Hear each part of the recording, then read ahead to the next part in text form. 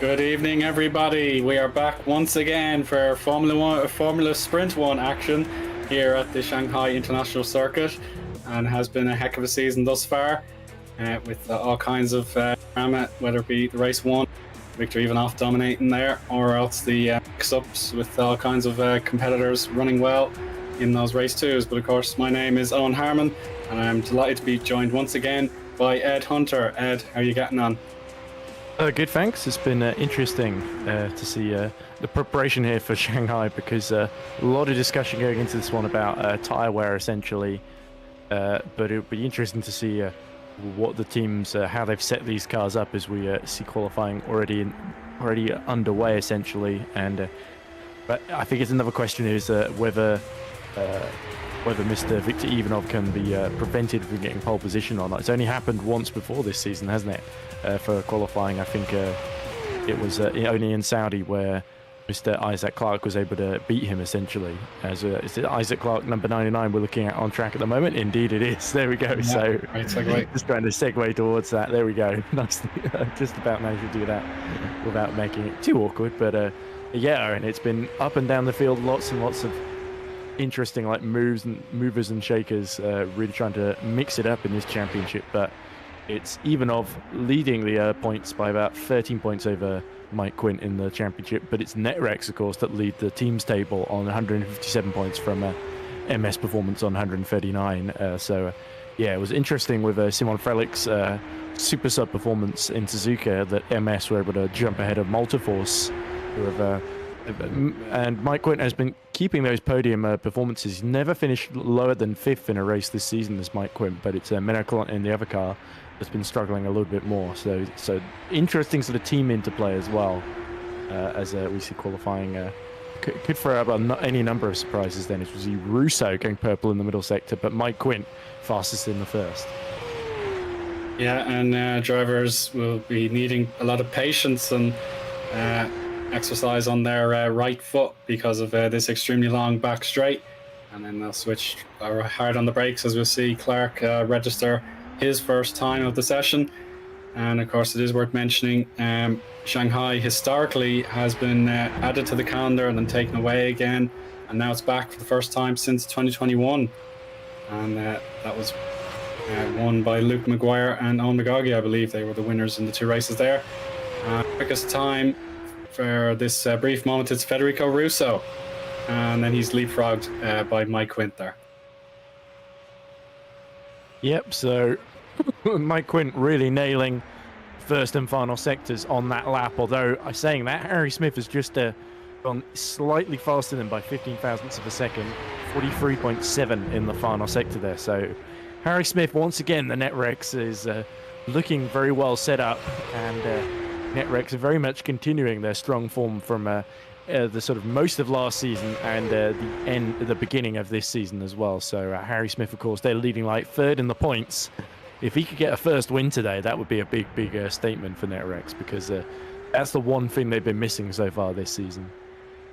Yeah, exactly. They've been knocking on the door, but it just hasn't been allowed. Mr. Ivanov has been there. That's the problem. Yeah, exactly. He's dominated the 3 opening race 1 for the feature races, I suppose you can call them. And there we go. Yet again, he's found 0.3 of a second on Smith to log a 139.2, and then that is a very worrying sign for everyone else, having to dig deep so soon into our 15-minute session.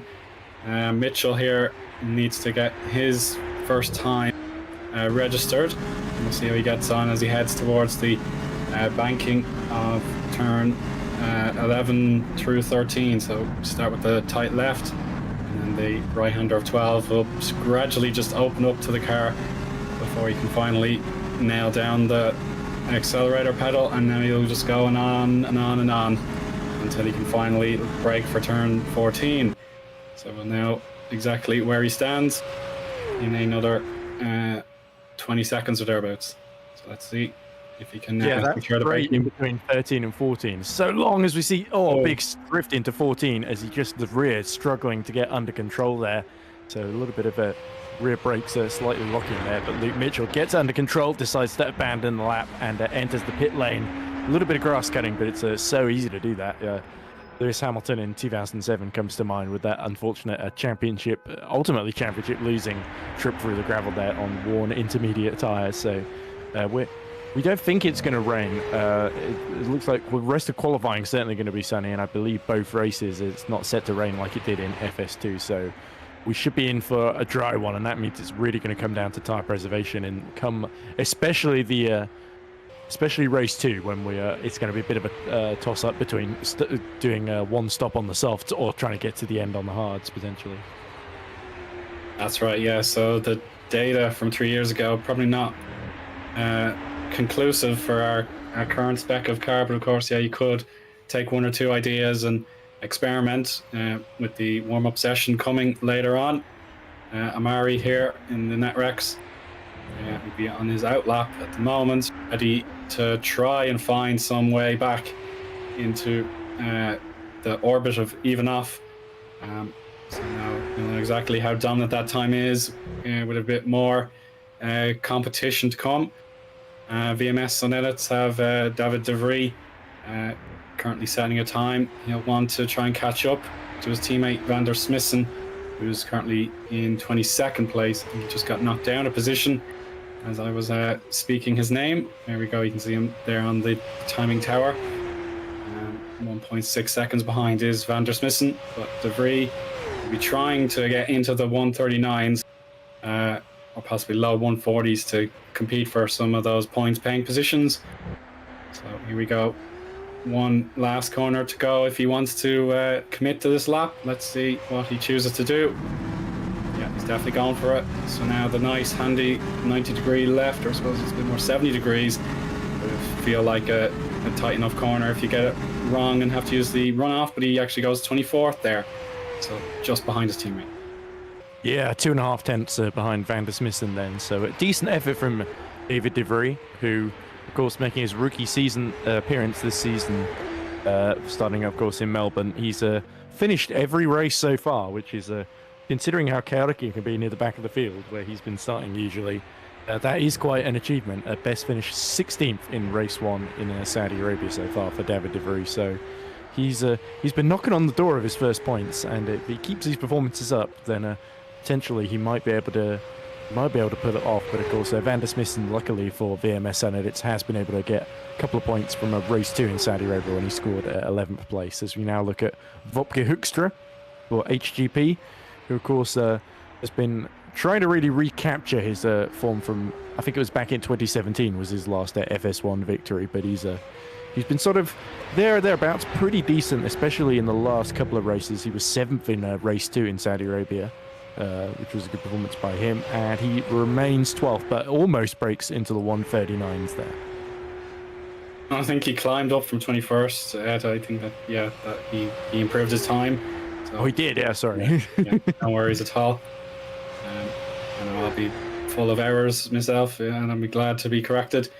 So yeah, we'll just work each other as best we can for the audience, of course. And Muling here, can he try and balance out this lap? Loss of time in Sector 1, but he found improvement in Sector 2. I'm afraid, 2 out of 3 is not good enough, so he needs to reset and hopefully try again and knock on the door of that top 10. 2 out of 3 is bad. Sounds like Meatloaf was wrong after all, as Robert Milling can attest. Mike Quinn has just set a faster lap, but he's closed only 1/10 then on Victor Ivanov. Was purple in the final sector though, so Mike Quinn has found a little bit of pace somewhere right when he needs it, and Rozak has somehow been able to jump ahead of Harry Smith, and Rozak was only 7,000ths of a second behind Mike Quinn, so there's a huge fight for second going on right now as Luke Mitchell tries to set another decent time. Then 29 for the moment, climbs up to 22nd. Yeah, I don't think he'd be too pleased with that, especially with his teammate Bradley Sellers right beside him in 23rd. So yeah, Lunak going to be knocking on the door of regular top 10 finishes, going for the podium also. That should be their target. But so perhaps what we saw from them last year with their remarkable rise from the ashes of Butler Motorsport, it's not been as exciting for them so far in 2024, but it's still plenty of time to go. I'm sure they'll be back to a stable lineup now. They'll be hoping for better in this session. Jonas Abler, can he try and find another green sector? He can indeed. So 17th position has been achieved there, and that's not at all bad for Pixelate. Yeah, it's great to see Abler has really been improving his performances lately, because he was very much being outshone by the more spectacular Isaac Clark, the American, in the sister car. But Jonas, the German South African, has really been pulling out the stops and sort of nabbing a few points here and there. He was 14th, of course, in race. Oh no, that was Clark I'm thinking of, isn't it? Abler. I think Abler got disqualified from both races in Saudi Arabia, but that unfortunately his performance has been a little bit better, but unfortunately the last race he got disqualified from, so ignore everything I just said. It's good to see him qualifying a bit better here though, in the top 17 and just on the verge of the points as it stands. Yeah, he was absent from Suzuka 2 weeks ago. Sene Stoffmeal stepped in there, but it's good to have him back, and several other drivers have also returned to their original seats after missing the last round. So it will be hopefully a chance to regroup and get back to the job at hand. But of course, Federico Russo, he'll want to try and come back. I think it was a difficult race for him in Suzuka, but of course, he did get 2 points in race 2, so it's not all bad necessarily. He'll really want to build upon what he started, that great double 7th position back in Melbourne. So that goes to show the talent he has. He just needs to have it all come together on the day, and if he can find another position before time is up, he probably does the right thing to pit now, and he'll get straight onto an outlap with the final 2 minutes and 20 seconds to go. Yeah, Mike Quinn in the pits though. So it looks like our main challenger to Victor Ivanov for pole position is a station in the pits, unless Harry Smith has anything to say about it. He does. There we go. Purple final sector really launched Harry Smith right into contention. 39.4. Just 1.5 tenths now behind Ivanov. So they're closing in, aren't they? Ivanov has not been able to improve, hasn't he, on the 39.262 that he did earlier. But he's gotten pretty close to it, and the others have been slowly reeling him in. Have they reeled in enough, though? As Lucchini crosses the line, goes third fastest. A very impressive first sector there, only marginally behind Ivanov's best effort. Yeah, that was delightful work there from Mirko. We're now on board with Amari Watson again. We saw him a little while ago, and if he can back up this purple sector 1 with another strong sector 2, this will be really exciting to see. Yes, it is green, so he is roughly on target for where he wants to be. Certainly the top 5 to join his teammate would be priority. Let's see how he gets on. Lovely conduct through the I suppose the loop, the spiral corner before the banking, and then this amazing back straight before the grandstands up here, and he'll be braking at 100 meters, maybe 80 meters, getting down to second gear and then first. Straight back on the power, huge acceleration coming, and then one last corner to go. Finding that inside curb, you don't want to hit that too hard. Pushing as hard as he can. He can get 39.3. No, it's just shy, but he does link up with his teammate and leads the second row. Oh, and look at the gap between Watson and Lucchini. Just 1,000th of a second, 3,000th of a second to Mike Quint, and then 7,000ths to Patrick Rozak. So tiny, minuscule margins deciding the grid here, as it looks like Luca Filin preparing for his final assault, as Isaac Clark just has a little wobble through the exit of a turn 13, but he collects that up nicely. That's going to hurt his momentum all the way down this straight, though. So Isaac Clark has got to make this count here if he wants to break potentially into top 5 or top 6.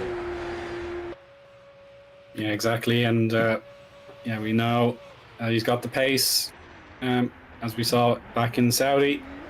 And to complete another strong qualifying session will be really, really encouraging for him and the Pixelite team. Oh, stepping out a little moment there, but it seems to be okay. But no, he has lost out, and he didn't beat his target time and stays P7 for the moment. But yeah, Tylene is very close, and Satterley back in the cockpit of the 2 car. He will be also eager to try his best after Simon Frelich took over for his fleet 2 weeks ago. And yeah, he'll really want to see what he can do from that P9 at the moment. But if someone like Mitchell Malm can break into that position, no, he's perhaps slowed down dramatically. So he decides that was not a lap he wanted to complete in a timely manner. Yeah, he went all the way off track, I think, on the exit there, so it was going to potentially be, and he just looked really unstable over that curb on exit too, as we see now. Frank Hamming, he seemed to be absolutely on it here, trying to break into the top 10, breaks into the top 7 there, just ahead of Isaac Clark. So if that final sector for Clark really cost him there, because that, of course, is where the traction zone coming out of 14 and then this final corner, they're both so crucial to get right, because you can lose so much time getting it wrong as Mike Quint comes towards the line and splits the net Rex. It's P3 for Mike Quint. Yeah, brilliant lap time. Perhaps. Oh my goodness! Look at Mike Quint and Watson, just 1,000th, less than 1,000 between them. It says on race view exactly the same time. So millimeters between 3rd, 4th, and 5th on the grid. Absolutely sensational. I'm afraid, yes, Athleti's time. He's just cooling down. That is not a proper lap time by his previous standard there, the 139.653. So he was nowhere near that on that lap time. But it seems like that is the end of our session. And it's yet again Ivanov has never let go of that pole position. Once he set the lap time, it was unbeaten. And he will begin the 4th round of our FS1 championship from the pole position again. The threats around him are all very familiar. It's Harry Smith, Mike Quint, Amari Watson, 2nd, 3rd, and 4th. Mirko Lucchini has P5, Patrick Rozak, Frank Hamming, Isaac Clark, Lucas Tylene, and Tom Satterley in the other MS Performance car completes the top 10. And our remaining drivers set for the points paying positions. We've Russo, Abler, Scott, Mulling, Hoekstra, and Mitchell Malm. Koenig, Klontz, Vilo, and Zabinski complete the top 20. I think the numbers jumped a bit in the generation of the timing there, so no big deal. The server, yeah, someone might have just dropped out for a sec. Then our remaining drivers on the grid, we've Dabrowski, Mitchell, Eoin, Phil Hausvik, who we saw on Tuesday. He's back in the 100 to 1 car as a sub. Bradley Sellers, Justin van der Smissen, David De Vries, Sandro Van Sand, Craig Pattison, and Ballas Beckies complete the grid. But I think one driver did temporarily leave the server, so we'll double check exactly everything for you as the warm-up will now get underway.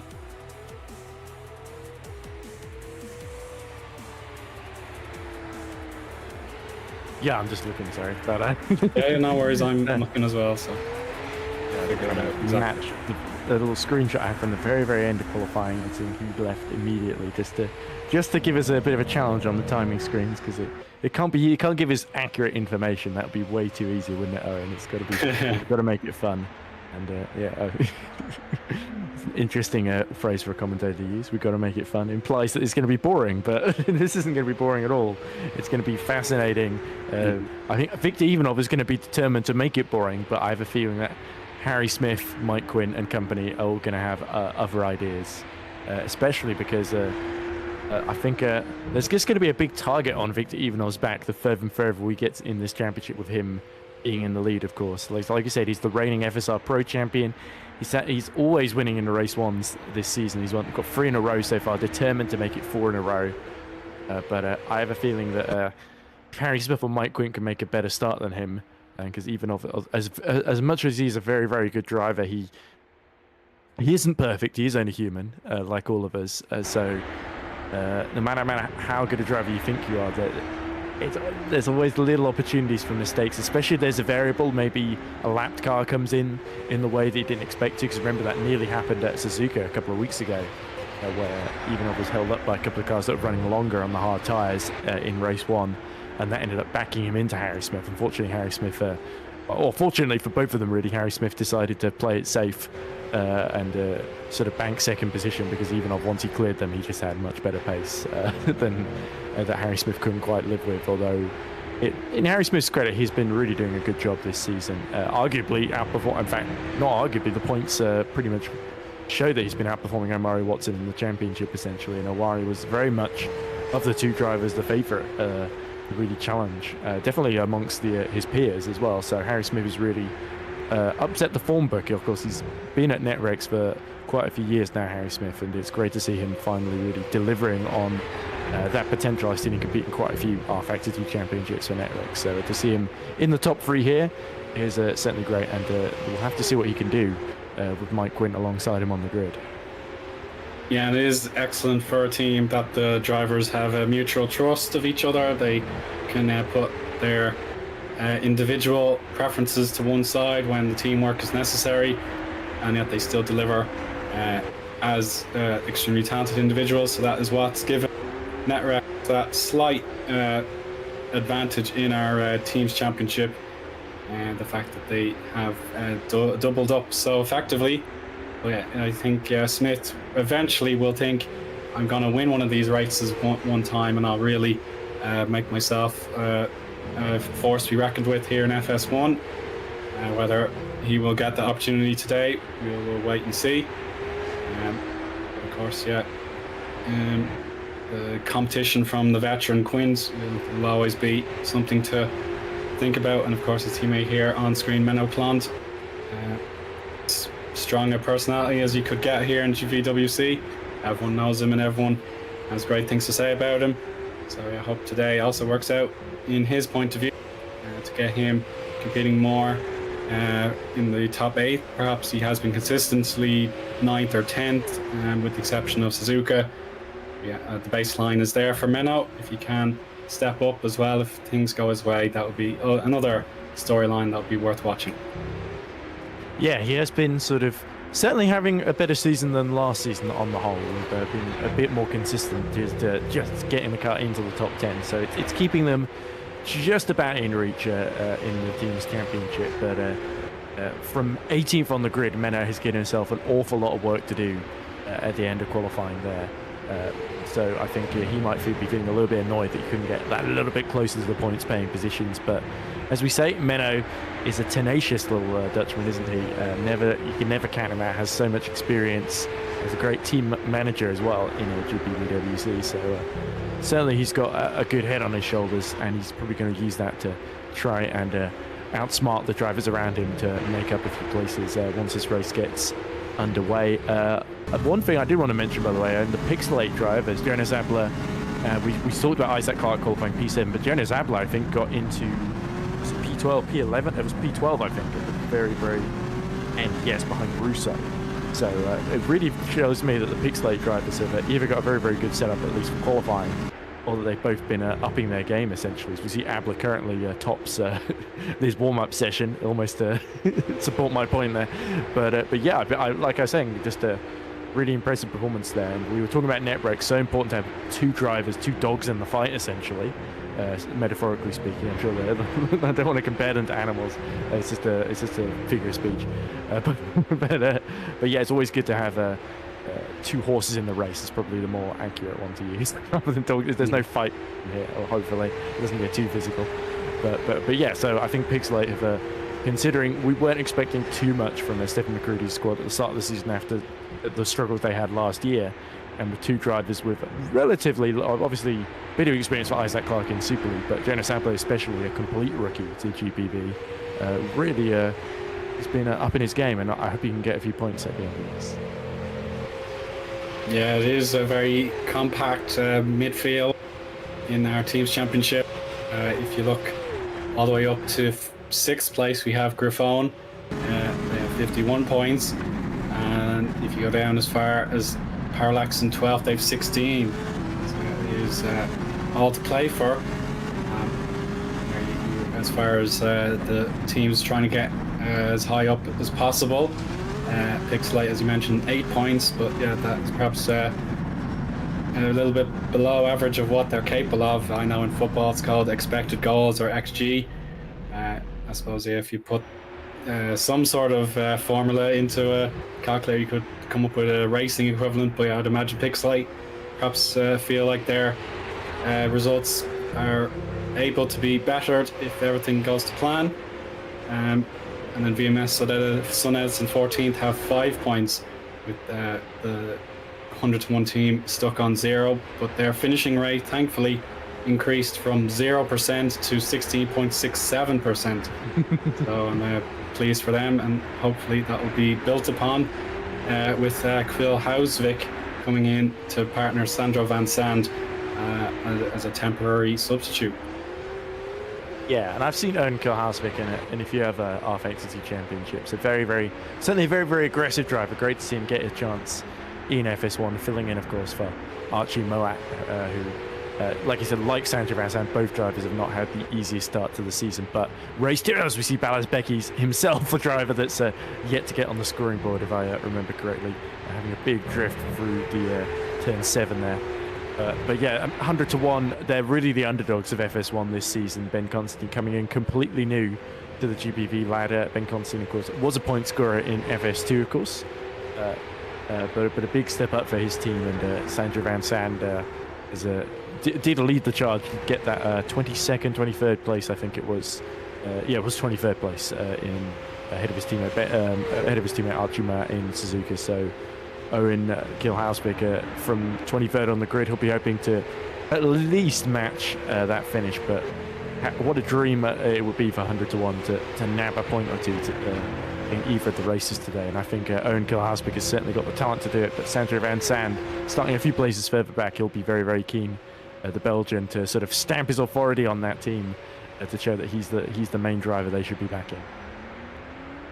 Yes, indeed. Yeah, that is perhaps the priority for Sandro, to make himself the established driver that can turn up week after, or fortnight after fortnight, and get the team building piece by piece up the up the grid possibly. Yeah, at the moment, the warm-up session continues for the remaining minute or so, with Abler setting the quickest time.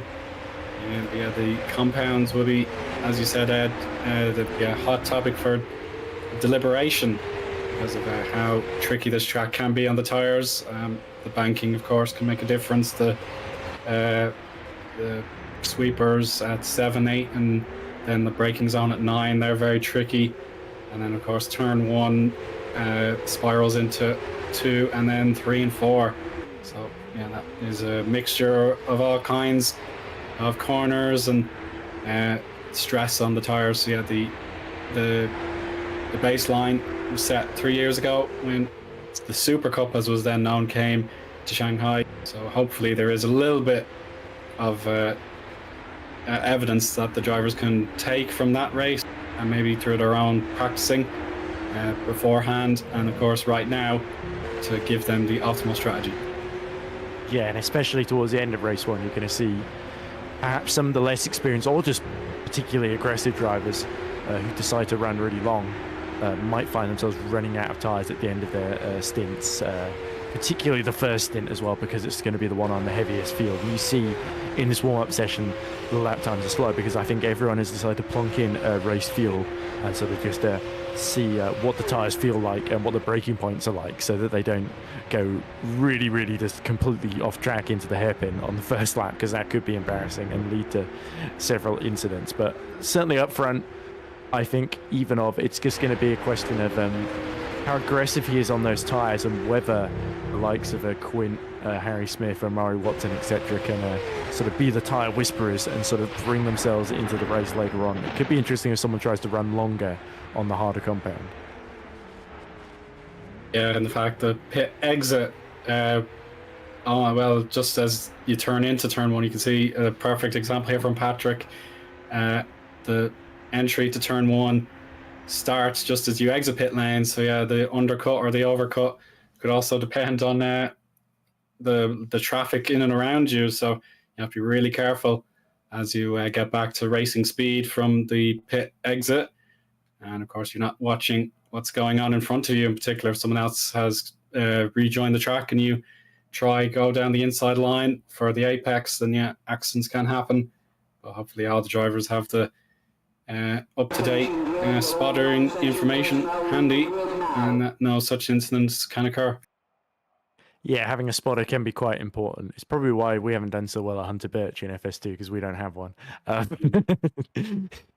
In fact, our drivers don't really. One of our drivers certainly doesn't have a microphone, so that is a small barrier to that.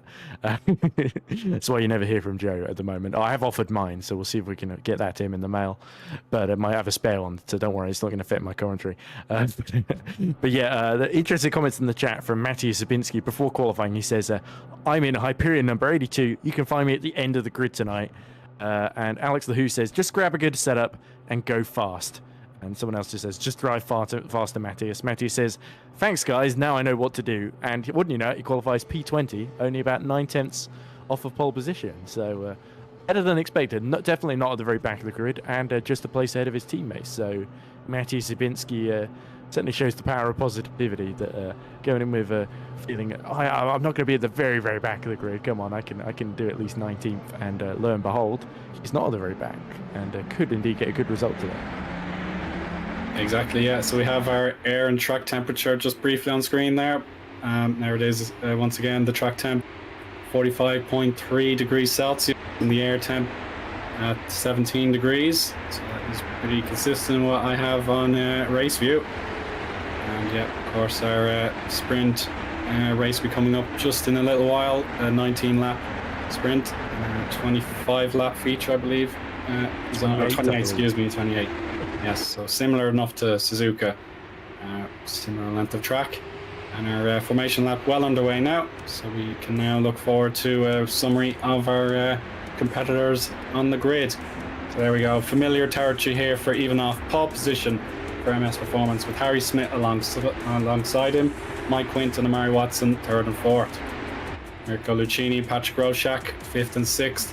They'll be looking to try and break through that dominant pairing of drivers with Frank Hamming and Isaac Clark 7th and 8th. Lucas Tyling, Tom Satterley complete our top 10. Federico Russo and Jonas Abler 11th and 12th. Daniel Scott and Robin Mulling, Team Rookie Monsters duo 13th and 14th. Wopke Hoekstra has the final point in his hand at the moment, with Scott Mitchell-Malm doing what he will want to do, and that's to get by.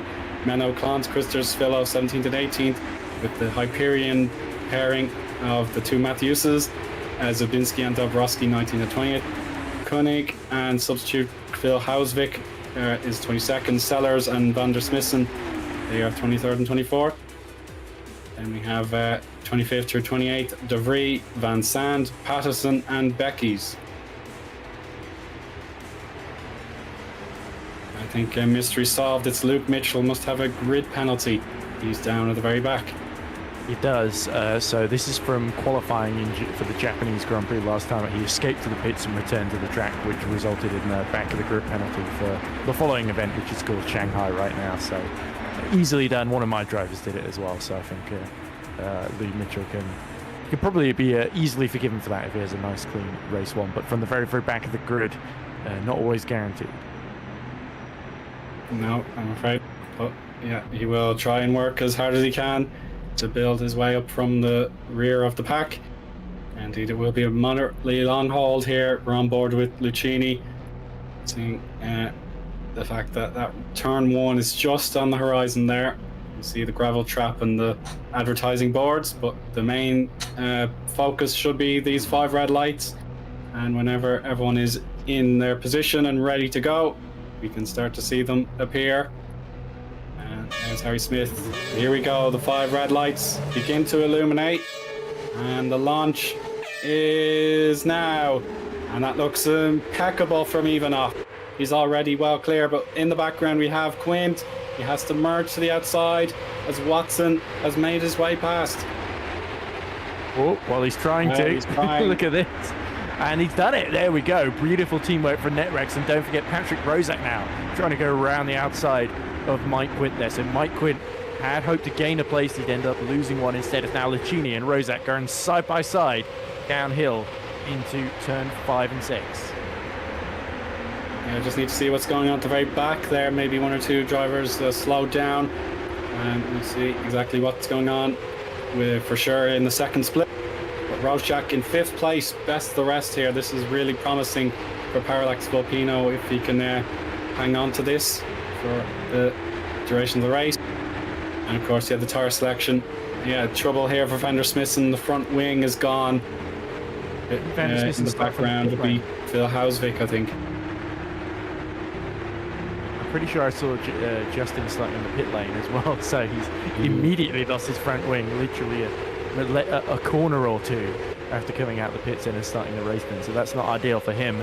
But up front, very much ideal for Viktor Ivanov because he's got 2 Netrex cars behind him, which is certainly, compared to any other team, Netrex are probably the least likely to be too aggressive on the opening laps towards the sort of sister team. Harry Smith, team owner, of course, of MS Performances. Jonas Abler, just struggling not to hit the back of the rookie monsters of Robin Mulling, who's made the move there on Christus Villa. Yeah, really good to see. Koenig there in 15th. You can just see him there briefly in the Griffon. I believe he's on the harder compounded tires. So he started outside the top 15. So he decides to go for the long first stint. And possibly could pay off later on. But it's a poor start for Wopke Hoekstra. He's down to 23rd. Becky's out of the race, and Van der Smissen has gone in for his repairs. Yeah, big shame for Becky's. I think he was involved in a collision on that first lap. Daniel Scott as well lost a load of places to drop to 27th as well because he was starting, I think, 13th or 14th just alongside his teammate then. As there's Zabinski still holding on to a 23rd position right behind Hoekstra and challenging. But there's Robin Mulling trying to put pressure on Russo for 11th position here. So good to see Rookie Monsters and Mulling back in action then and fighting for points paying positions once more. But up front, still half a second between Harry Smith and Ivanov. It looks like Smith is going to start to slipstream Ivanov down the back straight here, which is certainly good for Netrex because I imagine these three will hold in formation, much to the frustration of Mike Quinn, who's still under attack from Rozak right behind him.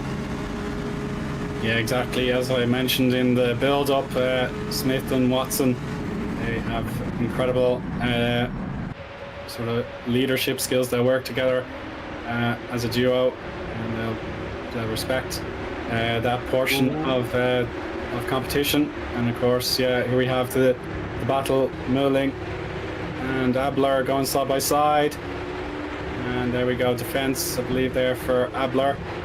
And it'll be overtake, sorry, it's an overtake there for Abler, but it's not over yet with Mulling. We're checking out his onboard, seeing if there is a way back around. He'll hold the middle, oh, side by side with Svillo, and contact there, putting Mulling badly off piste. And Koenig even could have a look with his harder compounded tires. They'll take another little while to peak in their performance, but yeah, that's encouraging for Koenig that he's keeping well in this fight with Menno Klont just behind him. Yeah, and here we go. Menno almost in a bit of a between a rock and a hard place because he's trying to overtake Koenig, but he's got Mitchell Malm sort of looking behind to take advantage of any slip-ups here. Mitchell Malm, of course, shadowed by Sandra Van Sand, who's actually made a really good start. That's the highest we've seen 100 to 1 in quite a while, then just a couple of places away from the point, so that will really be much to the confidence of Ben Constantine. But look, from the very back of the grid, it's Luke Mitchell, Scott Mitchell Malm's brother, of course, who's already gotten up to P19 now, and he fancies it ruining 100 to 1's day and stealing away that P18 then. So Sandra Van Sand might have to have his wits about him because that Lunark certainly looks nippy today in the hands of Luke Mitchell. This is sensational work here so far from Luke. If this carries on, then yeah, he will certainly get Lunark well in contention for the points, with of course Bradley Sellers down in 24th. This will be what the Lunark team desires, but he needs to battle hard after overtaking his brother, as you say, Ed.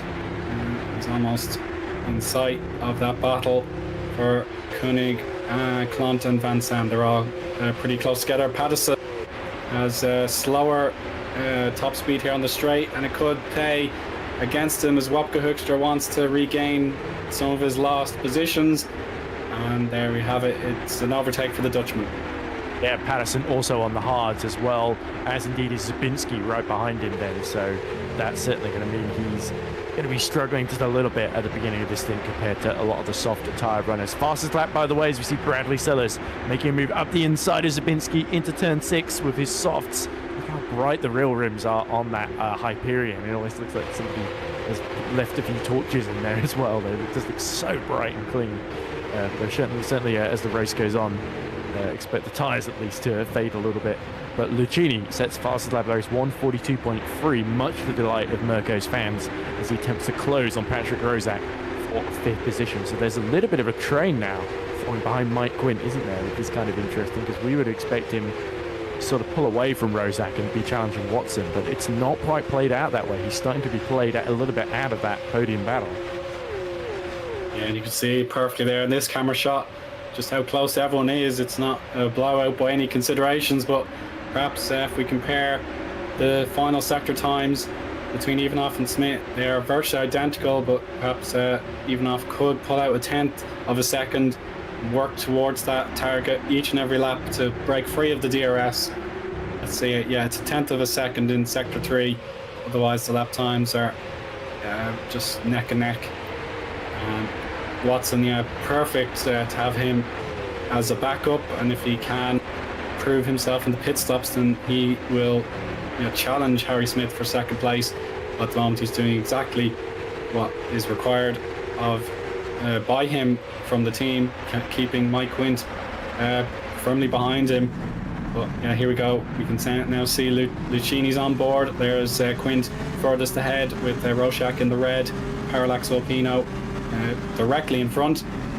Yeah, through these sweepers, 6 and 7 coming thick and fast.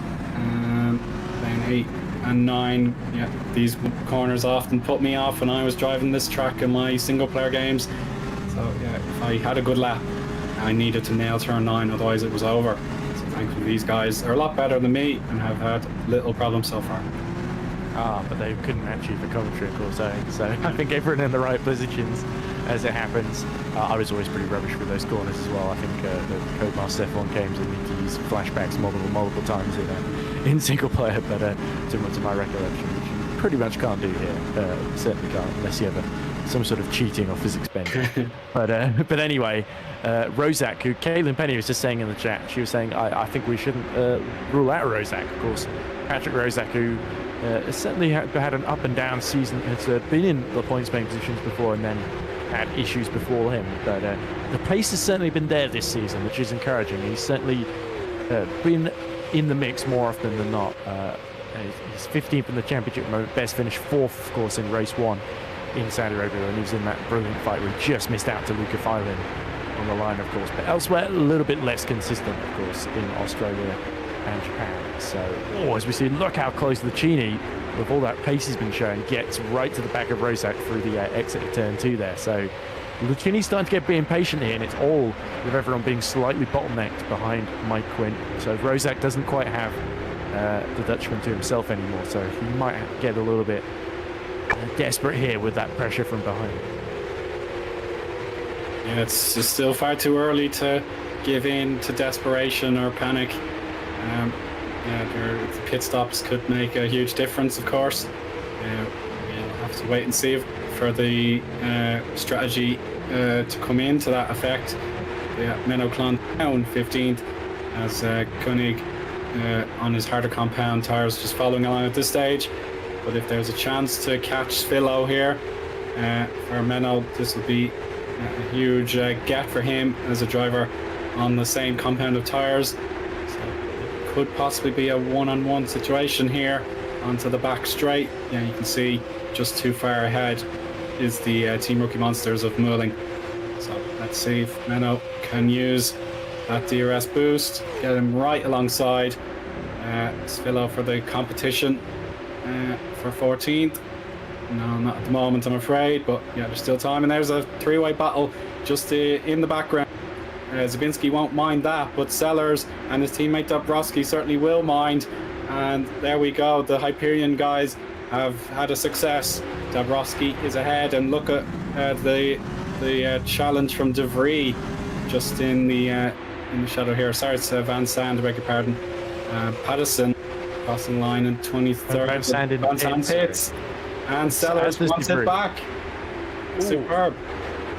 There we go. So a little bit of life left in those soft tyres for Bradley Sellers, allowing him to just dive up the inside into turn 1, back past Dabrowski there on the hard. So the two Hyperions doing the same strategy, but yeah, Philip Koenig 12.6 seconds behind Ivanov in the lead then. So this is happening right now. Ivanov is trying to get as many cars beyond his pit window as possible at the moment. So at the moment it's sort of nip and tuck between Dabrowski at 19 seconds behind and Craig Patterson 21 seconds behind. It's about 22 seconds for a pit stop from sort of coming in, doing the stop, and then coming out, essentially total time, if I have calculated it correctly.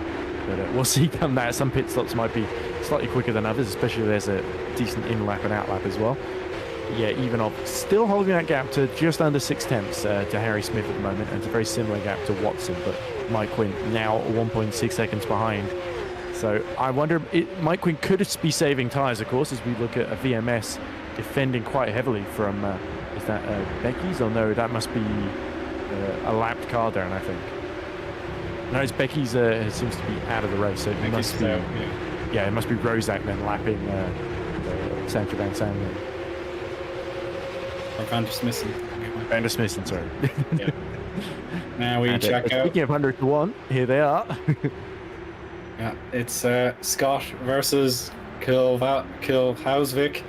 Yeah, Scott back in the cockpit this Thursday evening, and he has now been left alone as Phil Hausvik takes the pit lane. So my namesake may have a trick up his sleeve here as he replaces Archie Moat for this round, and he'll pull in now, and he might change to the harder compound, as he indeed does. Yeah, no harm in trying to go on a long final stint on and hope for action ahead of him to capitalise upon.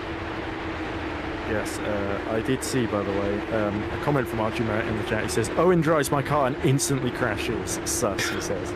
So he doesn't seem too impressed by his replacement, but let's hope Eoin Gilhausvik has plenty of time to prove him wrong. He's certainly got the talent to do so, and now he's got some fresh tyres. Let's see what sort of lap times he can set. As Bradley Sillis sets a personal best lap of the race, 1:43.6, just 9/10 behind Zabinski then. So he's fighting back against the Hyperions. Look at this, Frank Hamming sees a train of cars, Lucchini and Clark fighting ahead of him.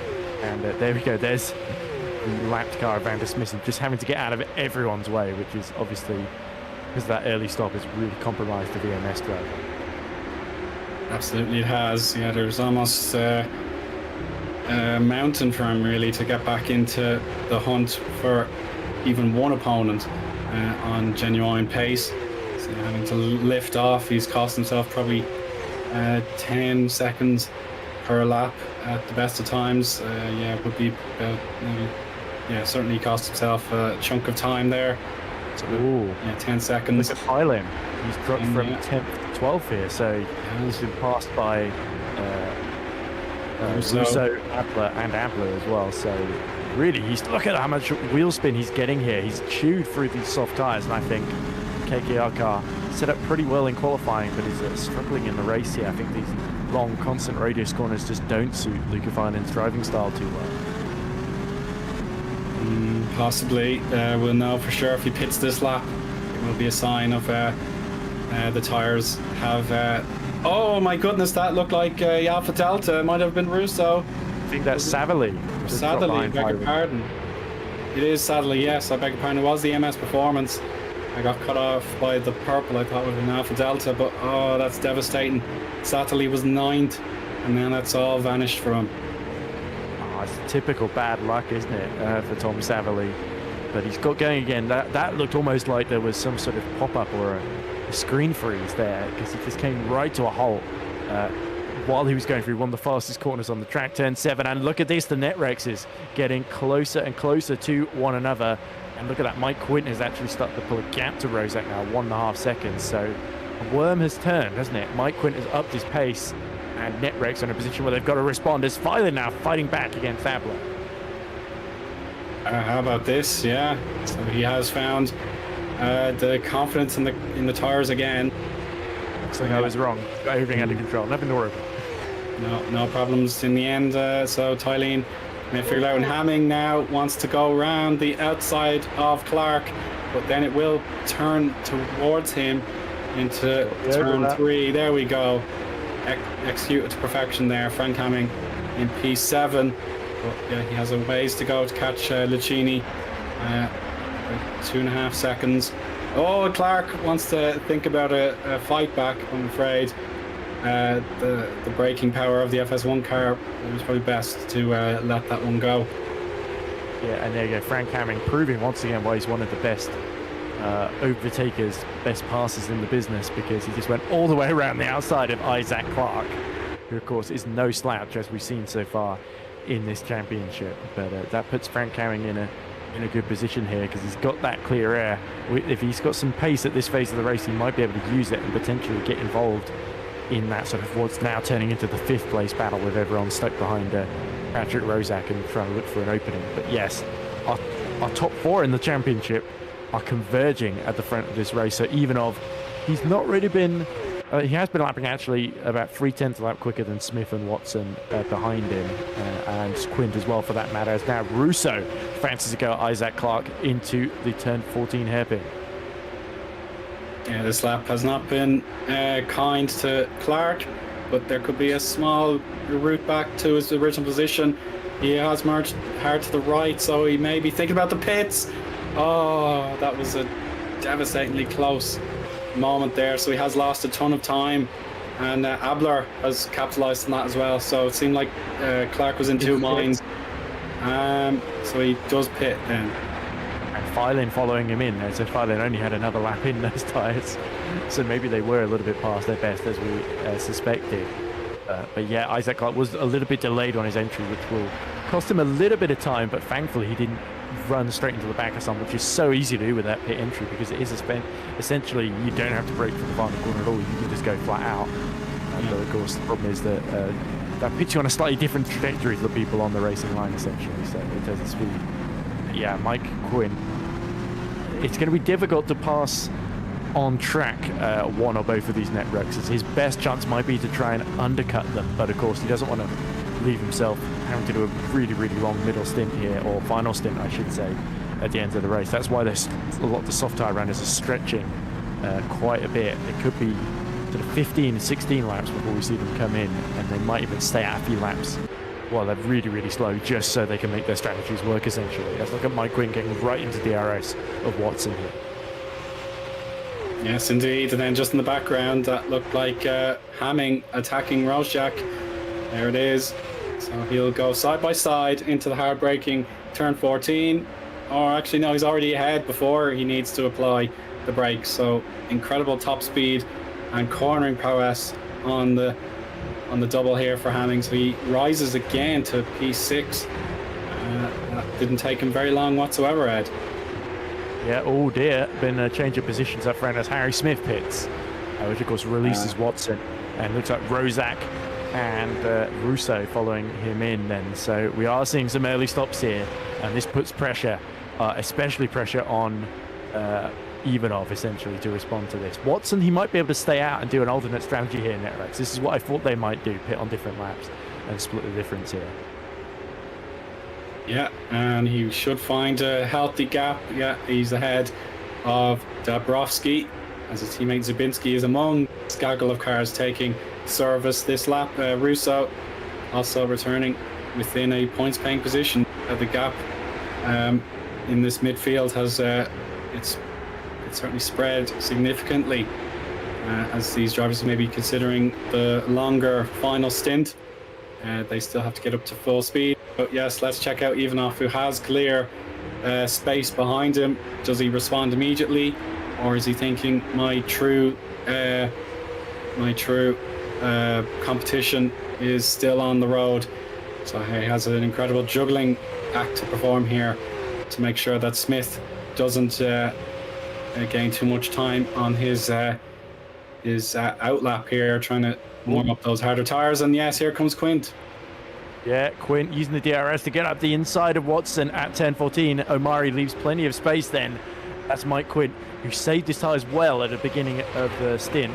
Now Watson surely is going to be coming into the pits right behind. So all three of our leaders pit on the same lap. So they have to respond as Watson loses the rear, spins on the pit entry. Oh dear. Somehow he's made a mistake worse than Lewis Hamilton in 2007.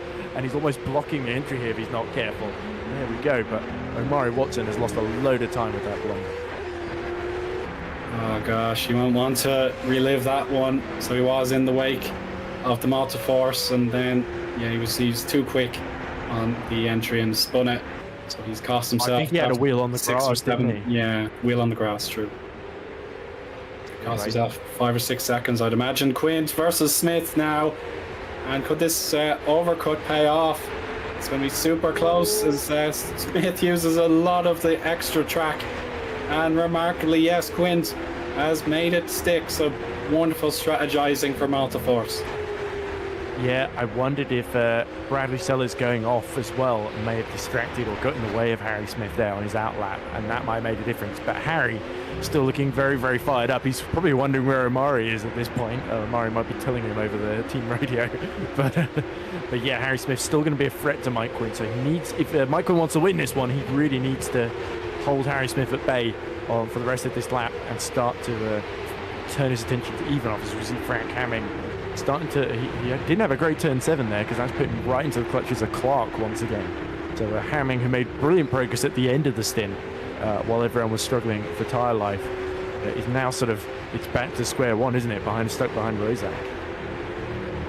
Yeah, I'm afraid so. Yeah, everything is certainly within Hamming's capabilities of making this race success through the entire duration, rather than just that soft tire stint. Philip Koenig in the Sol Griffon has gone for that long haul stint. There we go. You can see our top two drivers have stayed out. Of course, Eoin and Quint have pitted, so the timing tower should update when they cross the line, hopefully. Yeah, Mitchell Malm for Kings Racing also going long. So if there is a chance for points, they'll have to do it on a rapid set of laps on the soft. Yeah, if he fits in, let's say Koenig pits and it's 22 seconds, he could be in 16th or 17th. So it's certainly a good target for him to set as he remains on the road for the moment. But here's Watson. He's got to make up for that lost time. Abler and then Mulling in between at the moment of the net Rex. So let's see if he can make this crucial pass stick into turn 6. He's thinking about it, but no, I'm afraid not. And Tylene as well in 11th. He will just worry about his own race. If anything comes to pass in the DRS zone, then yeah, he'll make everything he can work. But yeah, it will be tricky now as Watson really does have the bit between his teeth. Yeah, he lost about 11 or 12 seconds, didn't he? With at the very least with the spin that he had. Eoin, meanwhile, is setting lots of purple sectors here as he tries to build the gap to Mike Quinn behind him, who is keeping Harry Smith at arm's length, 6/10 behind him. But yeah, Watson has got a little bit of a trail to work with here with Abler and Thylin, and I think we know he's got superior tyre management than these two ahead of him, so he should be able to gain some ground in this stint. And Mario Watson, if he can still get some points out of this, would be a pretty big asset for NetRexes. Look, here we go. We're about to go 3 wide into turn 14, and it's Watson up the inside. Oh, he actually had to back out of it a bit, but as a matter of fact, it was worth it because of the grip let Abler down, and yeah, his traction on the acceleration was suboptimal. So yeah, that was actually really intelligent for Watson to back out and just wait for him to use the power on the inside line. Now Tylene wants that position straight back out. Yeah, there we go. A little bit DRS employed there, and is oh dear, look behind. That's Mr. Mulling trying to go around the outside then of Jonas Abler. So Abler, his lack of experience, has put him back into the clutches of the rookie Monsters driver, who himself is a rookie to GPV this season. Robin Mulling trying to position himself around the outside. The rear tyres make contact, and Abler, once again, struggles a little bit for traction, but somehow able to hold off the rookie Monsters car. And this is all great news for Menno Klont now, who's rapidly closing on this little battle here at the back end of the point scorers. Eoin has got past Scott Mitchell-Mann, by the way, for second in the race. He's just absolutely flying out there. 41.8 last lap, so he's nearly 4 seconds lap faster than all these people who've stayed out on the hard tyres from the beginning. And look, now Mike Quint is having a go at Mitchell-Mann. I'll be grateful for this DRS boost. It'll be touch and go whether or not Quint can maintain that 1 second gap, or if it's already gone beyond him. So the intervals say it's about 2 seconds between them. So yeah, he really needed that DRS while he could. And Klont has to go from the middle to the outside. It's a heated battle for the 13th through 15th. So Mulling and Abler have cost each other a bit of time. Mitchell-Mann does indeed go to the pits. So yeah, this is the Kings Racing outfit's chance to try and fight back and gain some riches in this race. Yeah, you're absolutely right. As Mulling pulls right to the outside of Abler once more. He tried this move before. It didn't quite have the overlap to make it work out, and Menno Klont just circling like a experienced vulture, looking to nap up those extra points there. Yeah, Scott Mitchell clearly struggling at the end of the hard stint, and had to hit when he did to put on the softer compound. So it'll be interesting to see his progress, and to keep your eyes on Luke Mitchell now, who holds the final points paying position about 5 seconds away from Menno Klont. So Luke Mitchell from the very, very back of the grid could be cashing into some good points here after a great try for Lunark so far in this race. With we are definitely over halfway through then. 16 out of 28 laps, so that is another 14 to go. Not 14, another 12. So yeah, indeed. And there we go. Is that rear wing missing? That's Madras missing, yeah, with no rear wing. Yeah, and, very cramping a lot down the straights as well. So he's clearly had a big accident somewhere. Yeah, curious about that. And yeah, spins it on the banking. Oh, watch out there. Competition from Sellers and De Vries, I believe, all getting by. So Van der Smissen, hopefully this is a gap in the traffic now. He'll be able to get that car serviced or possibly retire from the race. Whatever exactly happened to him, it's a long way back. 2 laps down from the leader. So Koenig seems to pit now, hasn't he? Because I can't see him anywhere in the... oh no, he's 4th at the moment, so he hasn't pit. He's just been overtaken by the 3 leaders.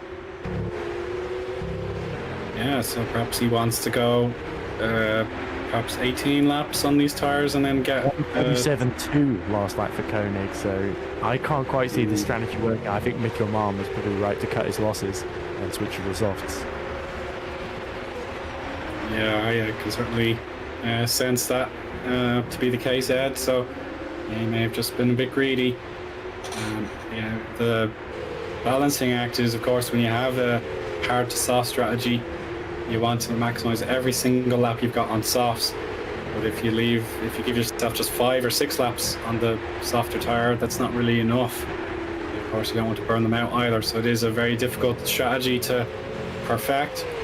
And maybe Mitchell Malm has perhaps played it a bit smarter, making sure he never wasted a lap on the hard tire. Yeah, now Rozak is just going to completely use the DRS to immediately pass him. Frank Hamming, if he wants to stay with Rozak, challenge for that 4th position in the race, needs to go through as well, and indeed he does so, as Isaac Clark is waiting in the wing. Surely Koenig, oh, look at that horrible traction as Van der Smissen. It's a penalty, I would assume something to do with him crabbing with no rear wing, and indeed in comes Koenig, so he's almost certainly going to come out behind Scott Mitchell-Malm into the 19th or 20th. Yeah, most likely, but we'll wait and see exactly how he rejoins the race. Yeah, Frank Hamming here in P5. Yeah, he will have the legitimate battle here with Roshak for the P4, just off the podium.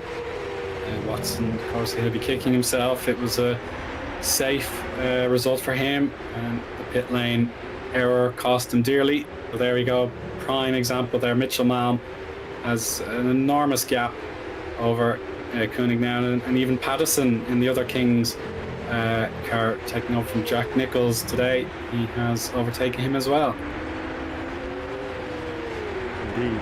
So according to Vincent Carvalho asked what happened, and Vince Guts had spun and stalled it. So I assume that was talking to Savali, I think.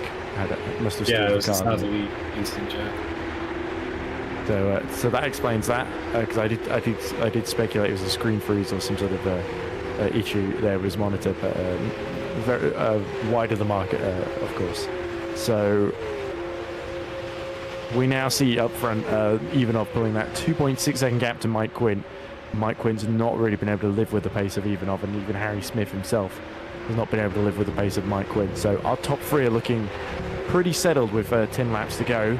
I think most interesting fight is going to be for 4th place between Rozak and Hamming, and potentially Clark as well in that one as well. And then our 2 Alpha Deltas are about just under half a second between each other in 7th and 8th. And they've got Watson slowly closing on the pair of them as well. So I think Omari Watson has still got a chance at P7 here if he plays his cards right. Yeah, that could pay off indeed. So we'll look back at the other HGP driver. It is Wopke Hoekstra, who has worked hard to gain that 15th place that was lost after the lap 1 delay for him. I don't know exactly what happened. It was just a poor start. Now he's got it straight back, and he has the chance to double his tally if he can overtake Mitchell, or he could lose what he's got if Zabinski could find a way past. All 3 of these drivers on the equal compounds, and they will be eager to try and figure out what is possible on these tires. And I think that would be the lap coming would be still Van der Smissen trying his best to keep going, Ed. I believe that would be him. Yeah, but Scott Mitchell-Malm, by the way, has been catching them hand over fist. 1:42.0 last lap, so 1.3 seconds faster than Zabinski. And look at all this chaos. It's really creating opportunities here as Van der Smissen just simply cannot get out of the way quickly enough through turns 8 and 9. And that gives Luke Mitchell a bit of breathing space then. And lets his brother make a move opportunistically up the inside then into turn 10 on Zabinski. Yeah, Zabinski will be, he'll be crying foul about that, being certainly not deliberately balked, but certainly it was unfortunate for him, just the timing of the meeting of those drivers. So Mitchell-Malm has an enormous advantage now. He will have the chance to battle Hoekstra for the point for P15 in a matter of time. It would be extremely difficult to deny the King's Racing team this moment. So let's see if he wants to go for it at this first attempt. He has his choice of optimal lines to go through turns 1 and 2, and then he'll have to cut one way or the other into turn 3, the left-hander. So he'll go a bit higher on the middle of the line. He'll take the apex into 2. He will go quite smoothly into 3. Perhaps didn't need to use any curb on the inside. And yeah, he will calculate his moment here, Ed, and get that point on the board for Kings. Yeah, and fastest man on track at the moment, Philip Koenig, 1:42.1. He's only about 6.1 seconds down the road from this. You see him just in the background there. Oh, looked like he almost went a little bit wide, but I'm sure it's all under control there. Those soft tyres working well. So Scott Mitchell-Malm, although he got track position from pitting earlier to sort of undercut to get ahead of Philip Koenig, he might be feeling the pain of that as we stretch on into this final stint here. So he's got to make these moves sooner rather than later. And I think I caught a glimpse of Koenig as he is on a mission now to use every possible lap he's got. Purple first sector for Koenig. Yeah, purple first. And a competitive second split also. So yeah, Koenig, if this carries on, he's got plenty of time. But yeah, it has to be faultless from him to make it count. Whereas Mitchell-Malm, if he can, possibly, yeah, he may have the look down the inside into 14. But it's this getaway that is crucial, and Hoekstra has the 2 wheels in front, and he'll defend as tightly as possible. But as a matter of fact, really, for Hoekstra, if he keeps DRS on the Lunark, then yeah, he's got a crucial defensive ability that will keep him in the fight. But now the long way around, is this the moment for Mitchell-Malm? Oh, he's done the duck and weave, goes for the outside line this time, but still, yeah, that's a very long way around, and it will eventually pay off. So here we go into turns 5 and 6. Mitchell-Malm has the inside line at last, and he'll make it stick. He did well to hold on for that one through the outside of turn 2, because you don't see many cars going around that wide because there's not a whole lot of grip. Meanwhile, this has been going on. Koenig has caught another 2 seconds to this pack, so he's now 4.5 seconds behind Zabinski as we cut back to the Alpha Deltas, who've closed up on Isaac Clark, who once again near the end of the stint starting to struggle then on the hard tyres here. So it looks like Lucchini is going to have a great run here. Don't forget Omari Watson waiting in the wings, 3.2 seconds behind and closing on all of these 3. Yeah, this is tense stuff now, but Lucchini will go for the standard inside line into 14, and that is P6 for him. But his teammate Russo will want to follow that example if indeed there is time for that to occur. And yeah, Clark missing the entire racing surface there into the final corner. Track limits probably not the biggest worry for him. If that is not a consistent part of his performance, so it is really everything he can to use to his advantage to keep hold of 7th place after losing 6th. Yep, so Hamming definitely keeping up the pressure on Rozak. And Rozak, we've not talked about him too much as Spiller. Oh, just about lose the rear end. And Dabrowski, I think, goes off into the pit entry there. And he said went off track, but of course, we just couldn't see him out of camera shot there. So that was just Dabrowski. But he came into the last corner way too hot, but of course that's him going to pit entry. And it looks like his teammate Zabinski doing the same thing. So they didn't think the hards were going to be durable enough to get to the end. They've gone for another set of softs. I wonder how many others might follow their lead there, because that's an interesting decision from Hyperion, but at least they've done it early enough that they'll have enough laps to sort of get the time back. Neither car was really in the points anyway, so it's sort of a case of they might as well have gambled on that. Yeah, for sure. They may as well give it an honest go, and maybe in the sprint they could consider trying another gamble if necessary. But even off so far, absolutely flawless. This could be considered certainly almost a Grand Chelem. He had to give up the lead when he had to come into the pits, and Koenig was briefly ahead. So it's not quite a pure Grand Chelem, but he's almost led every single lap, and he set the pole. And perhaps fastest lap is out of range as well, but there's just nothing that can be criticised. And even off part, he's just been absolutely brilliant yet again. Look at the Mitchells battling away. Scott Mitchell trying to find a way past his brother Luke, but Luke not making it easy through 14 or 15 there, as that looks like a VMS Sun Edits coming into the pits. That's surely Justin Van der Smisten once again. Then as here we go, Scott Mitchell on those softs tries to go all the way around the outside of Luke Mitchell, and it's cut off once again. So Luke Mitchell really wants these 2 points, and there's nothing his brother can really do to persuade him to jump out of the way here. And that potentially is really good news for Philip Koenig. Only 3 seconds now behind Hoekstra, who's clawing his way back into this battle for the final point. Yeah, Koenig really needs this battle to the sibling rivalry to carry on. Helping him here. Yeah, it's helping him exactly. So if this carries on to the very end, then he's got every opportunity to catch up. Of course, his peak condition of the tires may be about to leave him. So he's got to gain another 3 seconds on these guys, so it could level out just a small bit. But there we go, he really is gaining. Zabinski sets the purple sector 1, so we'll check it on, and Koenig purple sector 2, so he's found nearly a second on these 3 guys, and could be a really tight finish coming up. So 5 laps to go. Contender for the points, that's still to be decided. We have 4th and 5th still trying to figure out any potential openings to get that crucial 4th place. And then of course we have Tylene and Abler, they're not too far away either, so still plenty to play for in this final series of laps.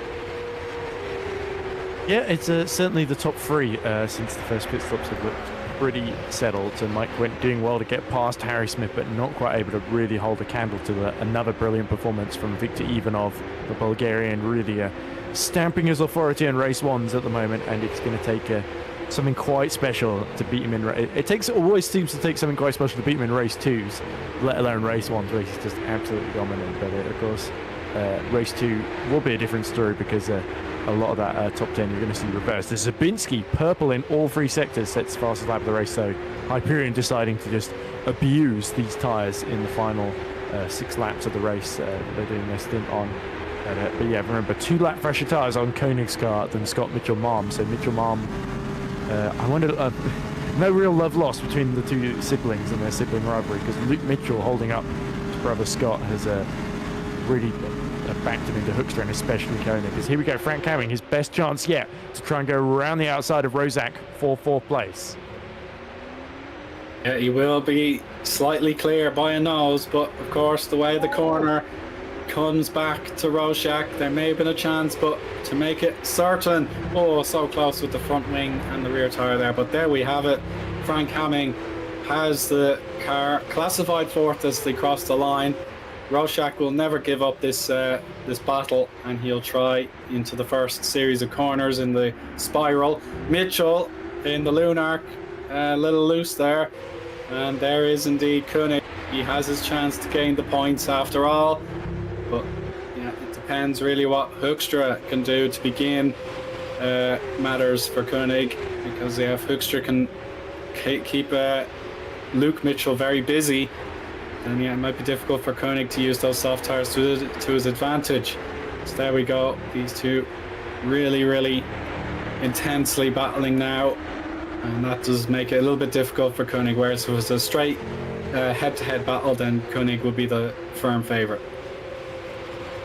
Yeah, so the other question is how much has Luke Mitchell abused his tyres? Up the inside into 6 goes Koenig, just showing his nose, and he's got alongside the HTP then. So Hoekstra always going to be on the inside. It's Koenig on the outside through turns 7 they go. And there we go. So the HTP just holding on for now, but surely Koenig, he's not been battling those anybody too much on those tyres, or not for too long anyway, unlike Luke Mitchell. So he should be in a really, really good position here. Is Philip Koenig, Scott Mitchell-Malm, sorry. So he should have the chance to clear DRS. I don't think it's going to happen this lap. Oh, Luke Mitchell really struggling now. Yeah, potentially the next lap. So Luke is in tricky situation. Clark, oh, look at that from Watson. He wants to get by straight away. Clark won't surrender it at all. And then look at this, he's weaving all around, looking to find that extra mile an hour that could help him. But ultimately, Watson, he does get the job done. And if he can make absolutely certain of it, he will need to clear turns 3 and 4. And yeah, that looks like the plaudits will go to Watson. And yeah, that could have been very scary if they made firmer contact. But there we go, Koenig is through on Hoekstra, but it's still not enough for a championship point. Yeah, so it's Luke Mitchell who started at the very, very back of the grid. So he did have to let Scott Mitchell-Malm through eventually, his brother, albeit exceedingly reluctantly. And now Philip Koenig is on much fresher soft tyres, is surely going to find a way through quite easily, unless Luke Mitchell drives the widest Lunark you have ever seen, of course. But he still had an amazing drive to get that car into that position. It just looks like those on the alternate strategy have just been able to nab him right at the end. But Watson and Clark, that was a great battle. They're still going at it very, very close together. It looked like Clark just spinning his wheels up cost him a chance to get by Watson out of turn 14 then. Yeah, as we look now at Koenig, who is surely going to start setting up Luke Mitchell for a move down the back straight here. Oh, yeah, that may have cost him a fraction of a second there. Getting right in the gearbox. Oh, Rozak struggling. Yeah, Rozak is in a worrying spot. He's got the 2 teammates breathing down his neck, with Lucchini leading the line first. But of course, the double boost that Russo could get could mean he's got to fight 2 different battles simultaneously. Yeah, of course, yeah, turn 1 will be really difficult to go side by side in. But without a doubt, Russo will be plotting any opportunity he can to help his teammate. And wide goes Mitchell. He's missed the turn completely, but still holds on, as the gravel trap didn't slow him down whatsoever. I think it did, but yeah, you wouldn't be fooled for thinking otherwise. Round the outside he goes, and that's Koenig. Oh, surely going to try. No, Luke Mitchell refuses to give up barges. Koenig wide, and now Hoekstra's going to go side by side with Mole. Contact is made, and Hoekstra could be through. Yes, wheel to wheel, rear right to front left. And from 1 point, it's now 17th and sod all for Luke, I'm afraid. But he's going to fight it again for, you know, as long as he can, with the final lap for race leader even off on the way. Oh. And Rozak is, yeah, he's in real danger now. Lucchini easily through, and he's clear. But here comes Russo. That was an odd line through 12. It was almost like he let Lucchini through deliberately to try and get DRS and slipstream back through. But if so, this has backfired pretty badly, because it's just exposed him to Russo and the Alpha Deltas working together well here, not to trip up over each other, as Rozak continues to struggle on his fading hard tyres at the end of the stint. So he did such a good defensive job, but clearly he took a little bit too much life out of those tyres too early on this hard tyre stint, and it's really started to cost him there, as you see up front. Hamming has caught Harry Smith actually for the final slot on the podium. Now this will be some turnout for Hamming to get this podium after starting in the 9th or 10th range. I'll have to double check that to be certain, but yeah, he has clawed his way up. 7, wasn't he, on the grid? Yeah. So to get a podium out of this, he goes around the outside into 6. and that will become the inside line briefly for 7, but then you'll have to wait for turn 9. And if Sauber, he's got it. Hamming to P3. What a drive this is turning out to be. And Smith has had no response, so Netrex, they'll be feeling absolutely crushed by this race to have a strong 2nd and 4th on the grid turned into a 4th and an 8th. Yeah, it certainly is. Look, like Harry Smith was just really struggling for tyre life near the end. Yeah, I know Murray Watson, with that spin, it's always going to be a question mark whether he could have done enough to get on the podium in this first race or not. But still recovering to 8th, holding off that assault from Isaac Clark. And now Clark has got Phelan and his teammate Abler not too far behind as well on this final lap. And Phelan, he has got that little bit of extra grip to go up the inside into turn 12. And now on the exit of 13, Isaac Clark has got to rely on the DRS and the slipstream to help him out here as he tucks right behind the KKR. Yeah, So and even off the merge, but across the line, Ivanov has won it. And there was just little Mike Quint or anyone else could do about it. But we return now to Tylene versus Clark. The final showdown. It's advantage Tylene. The Super Swede just needs to complete this final corner to seal it, and he's not completed it to the manner he would have liked, and maybe Clark could get him. No, it's just a tad too late. But yeah, superb driving nevertheless. So yeah, respectful battle, but Tylene, thankfully the car didn't bottom out on him. But even for the pride of finishing 19th is on the line as Scott and Sellers are dueling down the back straight. Yeah, and you saw Koenig got caught and passed Scott Mitchell-Malm at the end, so Griffone called the strategy perfectly and got really the best result I think they could have for Philip Koenig on the alternate strategies. Look, 2 moves going at once. Sellers past Daniel Scott and Dabrowski past Craig Patterson. So Patterson has done well to mostly stay out of trouble, really. And looks like, unfortunately, it's just going to be robbed of 21st right at the end by Dabrowski on those much fresher soft tyres. As here they're all going to congregate over the line as one from the 19th through the 22nd. Yeah, congratulations to all those drivers. So, yeah, they'll want to use what they've learned. Yeah. It's an equal best finish for 100 to 1, 23rd for Owen Kilhausvik. Brilliant. Well done to Phil Hausvik, and a great turnout here. He's done the double Tuesday, Thursday here at Shanghai. So, yeah, this is really encouraging. He has been consistent so far around this circuit, and he'll hope in the sprint for even greater fortunes. But yeah, that's so important to 100 to 1. They had the car finish the race 1 for the first time after the double completion of race 2 in Suzuka. And there we go. I believe, yeah, once De Vries and Svillo cross the line, that will be our, I suppose, unclassified order for the time being. But Ivanov undoubtedly has won this race. Unbelievable performance yet again. He's won every single feature race thus far in 2024, and yeah, it'll be the end of the month. It'll be the start of May in 2 weeks' time. So the March-April dominance for Ivanov there. But the Mike Quint and indeed Frank Hamming have driven superbly as well. They've gained positions. Harry Smith will be disappointed, but 4th place. Still a solid showing, getting a little bit of bragging rights over Watson, who finished 8th. But in between we have the Lucchini, Roshak and Russo battle that went through the end of the race there, 5th through 7th. Tylene and Clark, we saw them in an intense battle there, really exciting. They both complete the top 10. Jonas Abler, Menno Klant, Robin Mulling, Philip Koenig there, and Scott Mitchell-Malm in the points. So Koenig did pay off that super long stint on the hards before cutting in the deficit on the softs. Wopke Hoekstra, so close, yet so far, just outside the points in the end. Luke Mitchell from the bottom of the grid, 29th, having taken the grid penalty. Superb drive to rise to 17th.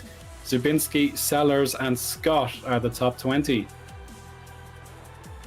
Dabrowski, Patterson, Phil Hausvik, De Vries and Svillo are the final classified drivers, 21st through 25th. But sadly, 4 drivers failed to see the checkered flag. They were Van der Smissen, Satterley, Van Sand and Beckies. And yeah, we can take a breath, Ed. Any thoughts on how we got on in race 1? well, no surprises up front. Unfortunately, Ivanov and Mike Quint, both first and second in the championship, and Ivanov especially just dominating once more. It seems, I think, short of an act of God or a big mistake from Ivanov, it's going to take something very, very special to beat him, because he's just absolutely on top form. He qualifies well, controls things from the front, and has never looked particularly troubled in most of the race ones this season. Frank Hamming, though, probably the big star, going up to P3. Yeah, without a doubt. Some excellent driving from all our podium sitters, but it's now time for a quick break before we unveil who gets reverse grid pole. So please stay tuned. We'll be back in a few minutes for the sprint race.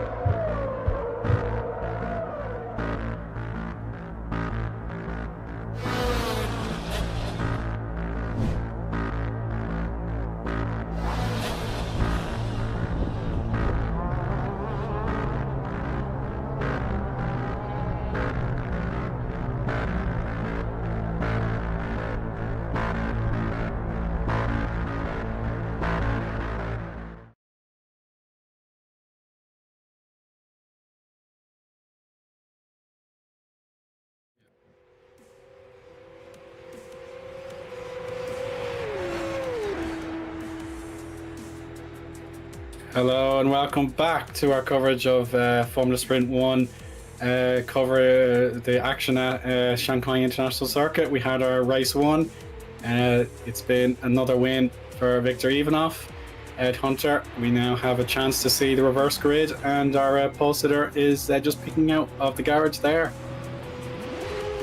Indeed he is. It is number 99, Mr. Isaac Clark, who, of course, he actually did qualify in pole, not in the reverse grid, natural pole, earlier this season at Jeddah in Saudi Arabia. Unfortunately, it did not go to plan, to put it mildly. It was a very, very short time in first position for the Pixlate esports driver, so the American gets another chance now, and that is the beauty of FS1. If you don't have a great first race, if you at least stay in the top 15, and you've got a chance, or 10th to 15th at least, then you have got a chance of getting that redemption of getting on a reverse grid pole, of course. But the problem for him is get the likes of Omari Watson and the Alpha Deltas, and of course Patrick Rozak, of course, who was fairly quick, right in close proximity behind him. So he's going to have his hands absolutely full at the beginning of this race too, and there's going to be all sorts of chaos and carnage. Remember, what we've seen in the last few rounds, race 2 is just always chaotic, as the faster drivers desperately fight their way through and try and get into a decent position to sort of limit the damage that these interlopers with their free positions can do to them in the championship. Yes, indeed. But yeah, it's so important for every team that when their number is called, that they make their opportunities count. And yeah, certainly it was a fabulous turn up there. For Pixelate, they will be much happier with their lot, having just had 8 points to their credit so far this season. So yeah, they'll be doing a much happier briefing, I'm sure, if this form carries into race 2. So the warm-up session has been completed. Mateusz Dabrowski got the quickest time of a 1:42.1. As we saw, Ed, I think the hard compound tires have enough within them to complete the entire 19-lap sprint, but the temptation to gamble perhaps a 10-9 or an 11-8 stint on the soft tires, that could be doable, and you just go soft and see if you can make up those places. Well, it was interesting seeing the Hyperions take the gamble right at the end of race 1, because they were setting brilliant lap times, of course, but they were just chewing through their tires through the last 6 to 7 laps, of course. So you could sort of see Hyperion being the kind of team to do it, because it's sort of, they're starting quite low down just outside the points. They've really got nothing to lose, so they might as well roll the dice, whereas everyone else on the hards, they might be sort of vulnerable to them in these opening laps. And they might not be able to finish necessarily in the points, but they might be able to make a few overtakes and put on a show, which for a team like Hyperion is always good, because they love getting the screen time, the Polish guys. But yeah, we have a message in the chat, because I was wondering what happened to Zeeuw at the end while we're waiting for the grid to form, which does seem to be taking an inordinately long time. Christos Zeeuw says, I'm sorry to whoever even wants to support me. So I assume that means you, Eoin, given what you said positively about KKR. He says he just keeps bottling things, which I think is a bit harsh. He scored a couple of points, was it last time at Suzuka, didn't he, Zeeuw? So he's getting there little by little, and I think maybe he's seeing how well Filin's done, maybe he's a little bit harsh on himself. Don't forget, KKR is still 5th in the points going into this one on 70 points, ahead of Griffon and ahead of Alpha Delta, and not too far off HTP as well, although that podium for Hamming is probably going to help HTP, and Hoekstra had a solid just outside the points as well, so he'll be looking to capitalize on that here. So there's a good battle in the Teams Championship to keep our eyes on. Of course, Netrex having a difficult, slightly more tricky race. Neither car getting on the podium means that it opens it up a bit for MS and for Multiforce as well. Yeah, exactly. Yeah, the teamwork, particularly there for Multiforce, that will hopefully play into their hands as this race 2 will begin. So Clontia, he looked pretty reassured how he drove in the first race. He got the defensive driving going when he needed to, and he made up places as well. So yeah, no doubt about their fortunes with Quint running even off as hard as he possibly could.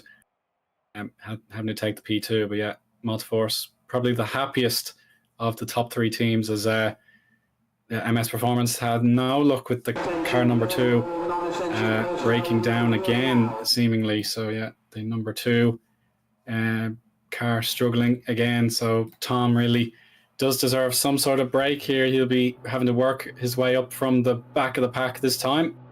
Now our race stewards will have the roll call to make sure everyone is in their grid slot ready for the formation.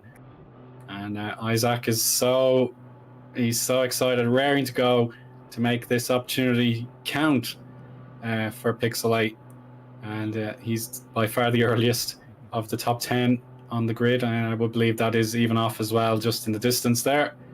He'll be eager to see if he can finally pull off a weekend or weekday sweep, the race 1 and race 2. I think it's going to be tricky. He's not done it quite. He's gotten fairly close in terms of time wise, but in terms of position wise, his best effort was Saudi, where he eventually finished 5th in race 2, and Japan, where he again also finished 5th in race 2, despite a slightly tricky start in Japan as well, didn't he?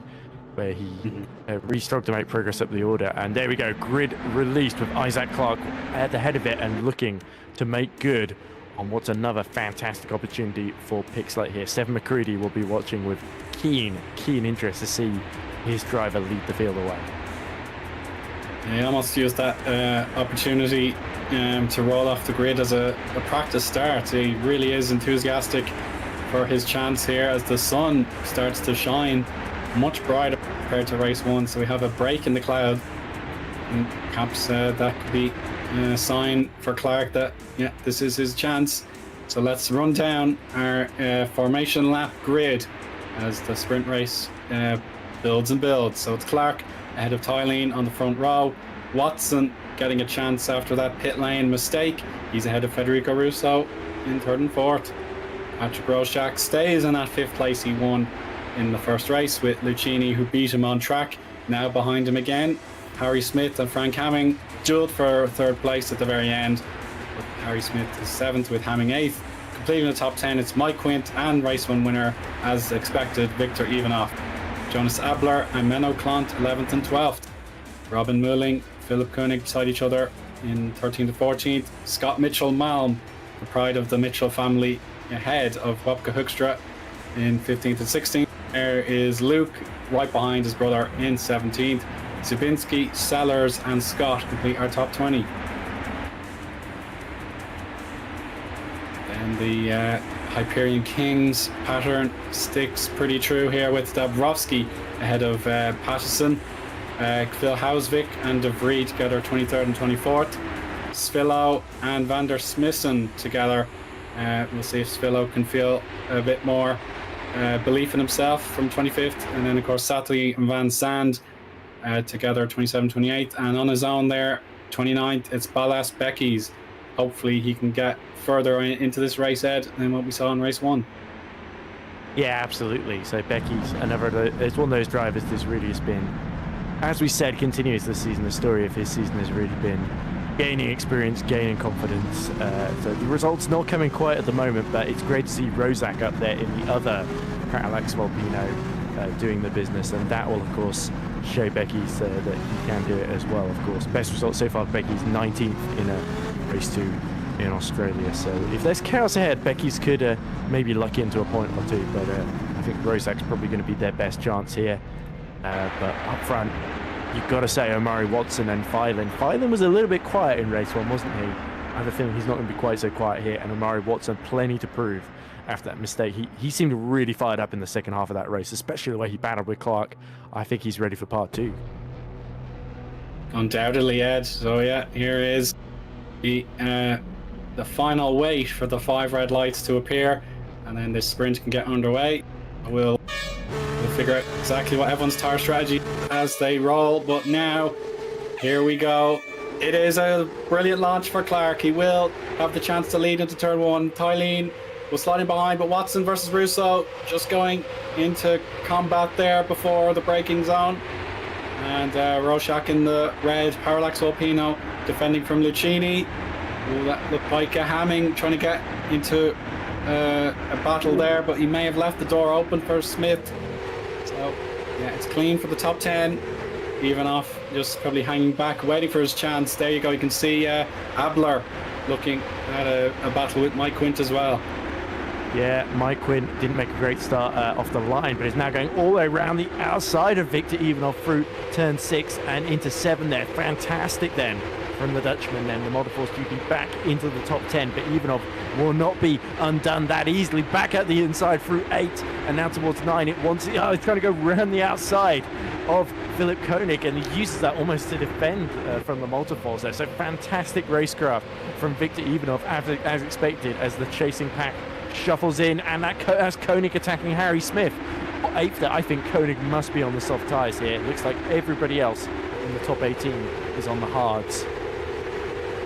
Yeah, that is the case. Yeah, there is the leaderboard. The time tower to confirm it. So Koenig, he fancies his chances going for the soft split. And indeed, yeah, as we speculated, the Hyperion team have probably got Dabrowski planning that opportunity as well. So let's see if that works. He's trying to go side by side there. Oh my goodness me. And yeah, Koenig through. So he's got to make this progress early on to make his strategy work, because he's really going to be fighting potentially for the lower end of the points with the likes of Mitchell and Hoekstra.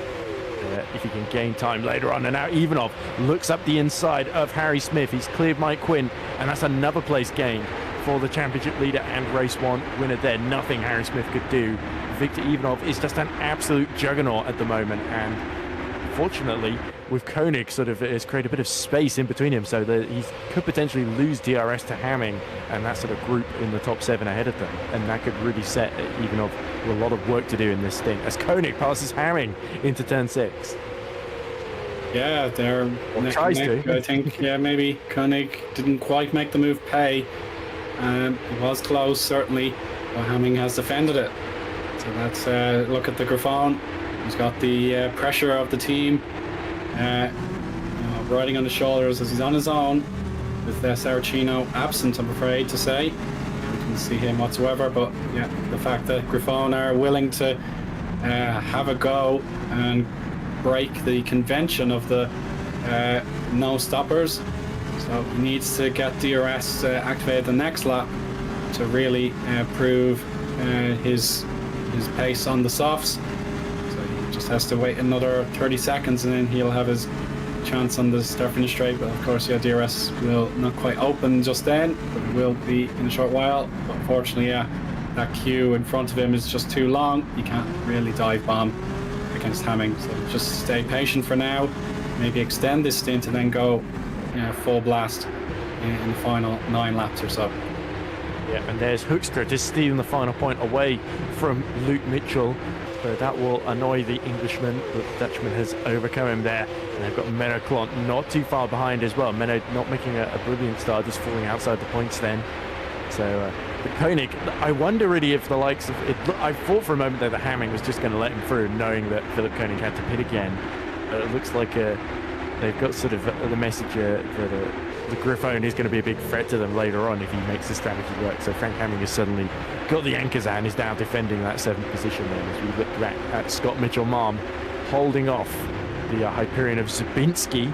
Remember, was very, very confident he'd be at the back of the grid. Right now he's running well in the points, or getting 2 points at the moment, and he's really challenging Scott Mitchell-Marm at the moment, who's got Jonas Abler right in front of him as well. So big trains, and everyone squabbling away like rats in a sack at the moment. But Isaac Clark has got the gap out of DRS range, 1.1 seconds to Luca Filin. So Clark doing everything he needs to do. It's just going to be a question of, is he going to chew through the hard tyres like he did at the end of his second stint in race 1? As side by side, that's one of the VMSs trying to attack the 100 to 1, and I think just making it through there, David De Vries, and that's Rory Mulling just ahead of him in the Rookie Monsters.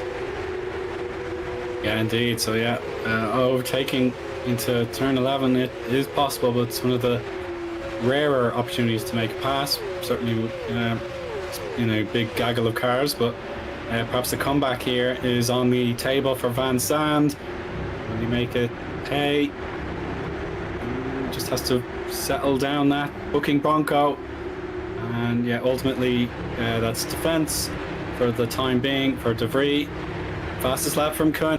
Can finally empty the I suppose the tank and just really push for the moment.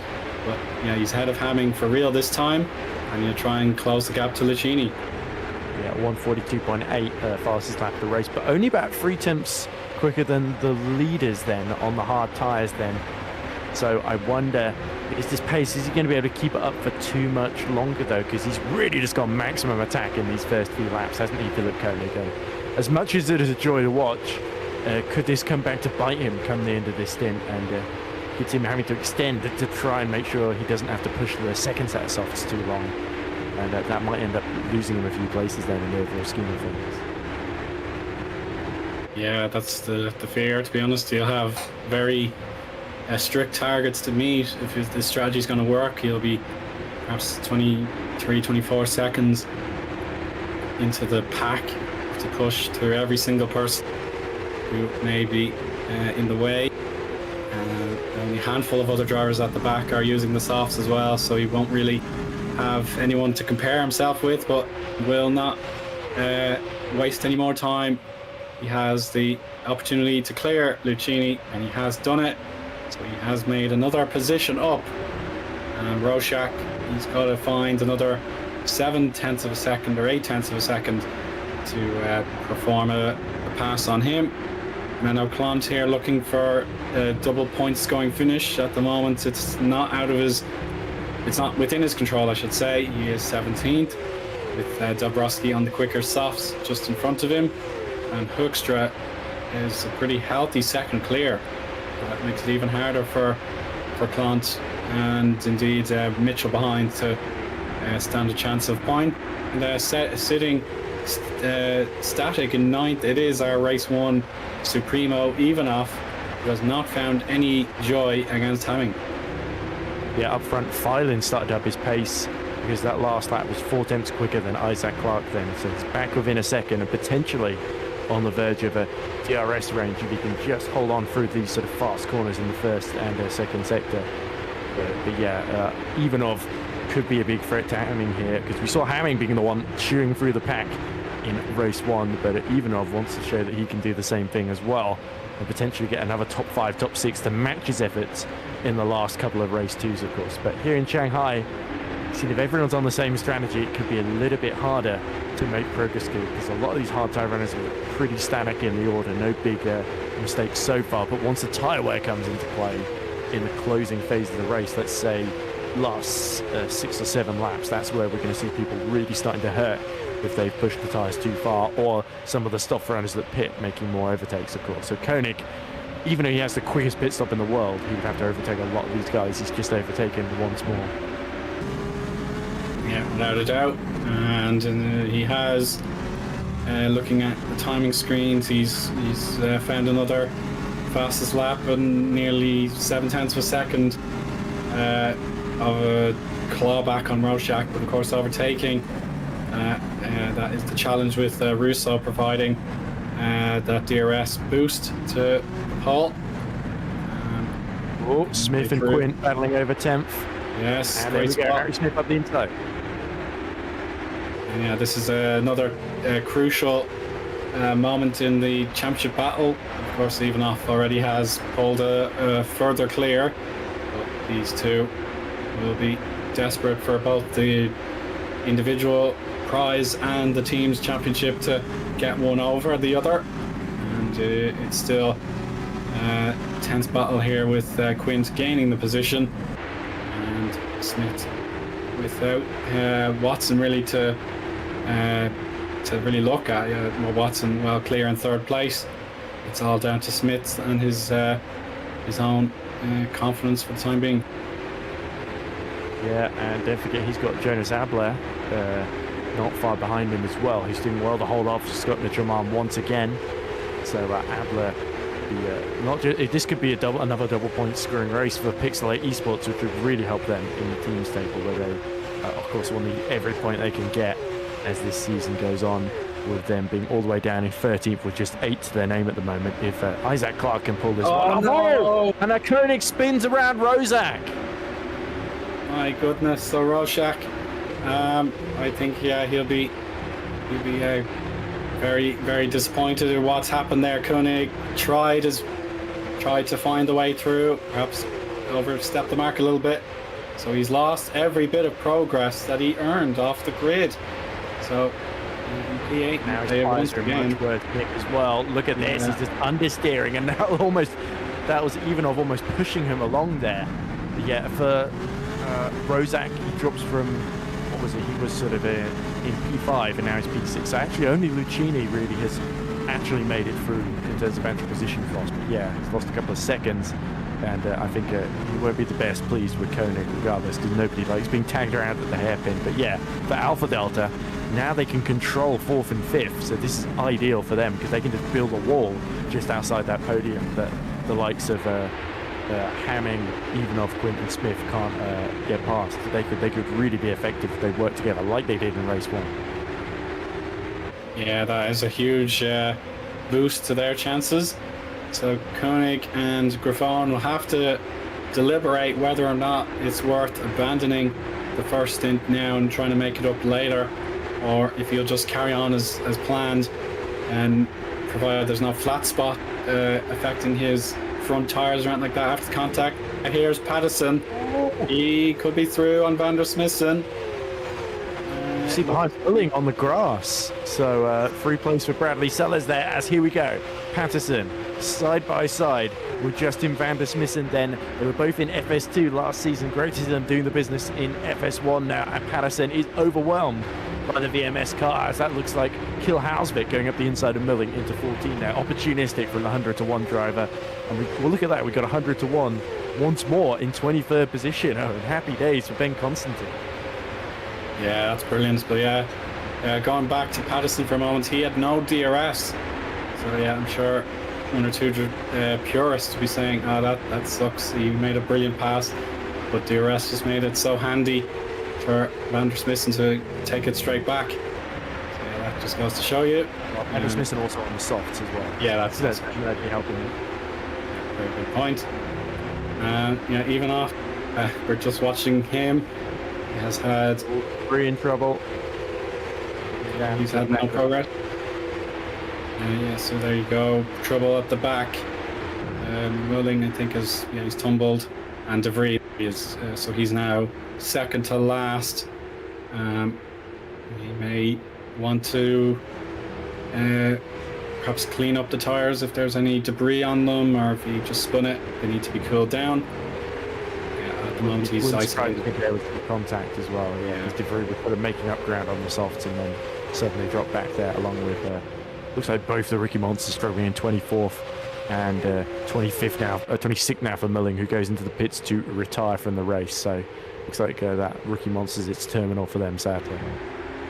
Oh, and De Vries in trouble there's again. Another moment, yeah. Or is that turn 12 he's lost it at? Yeah, probably. Yeah, it looks like 9 or 10. Oh no, yeah, you're right. Yeah, this is the long right-handers. Yeah, he hit the back of somebody there. I hope it wasn't Bradley Sellers, but somebody's going quite slowly, and he just completely lost it and went off into the wall.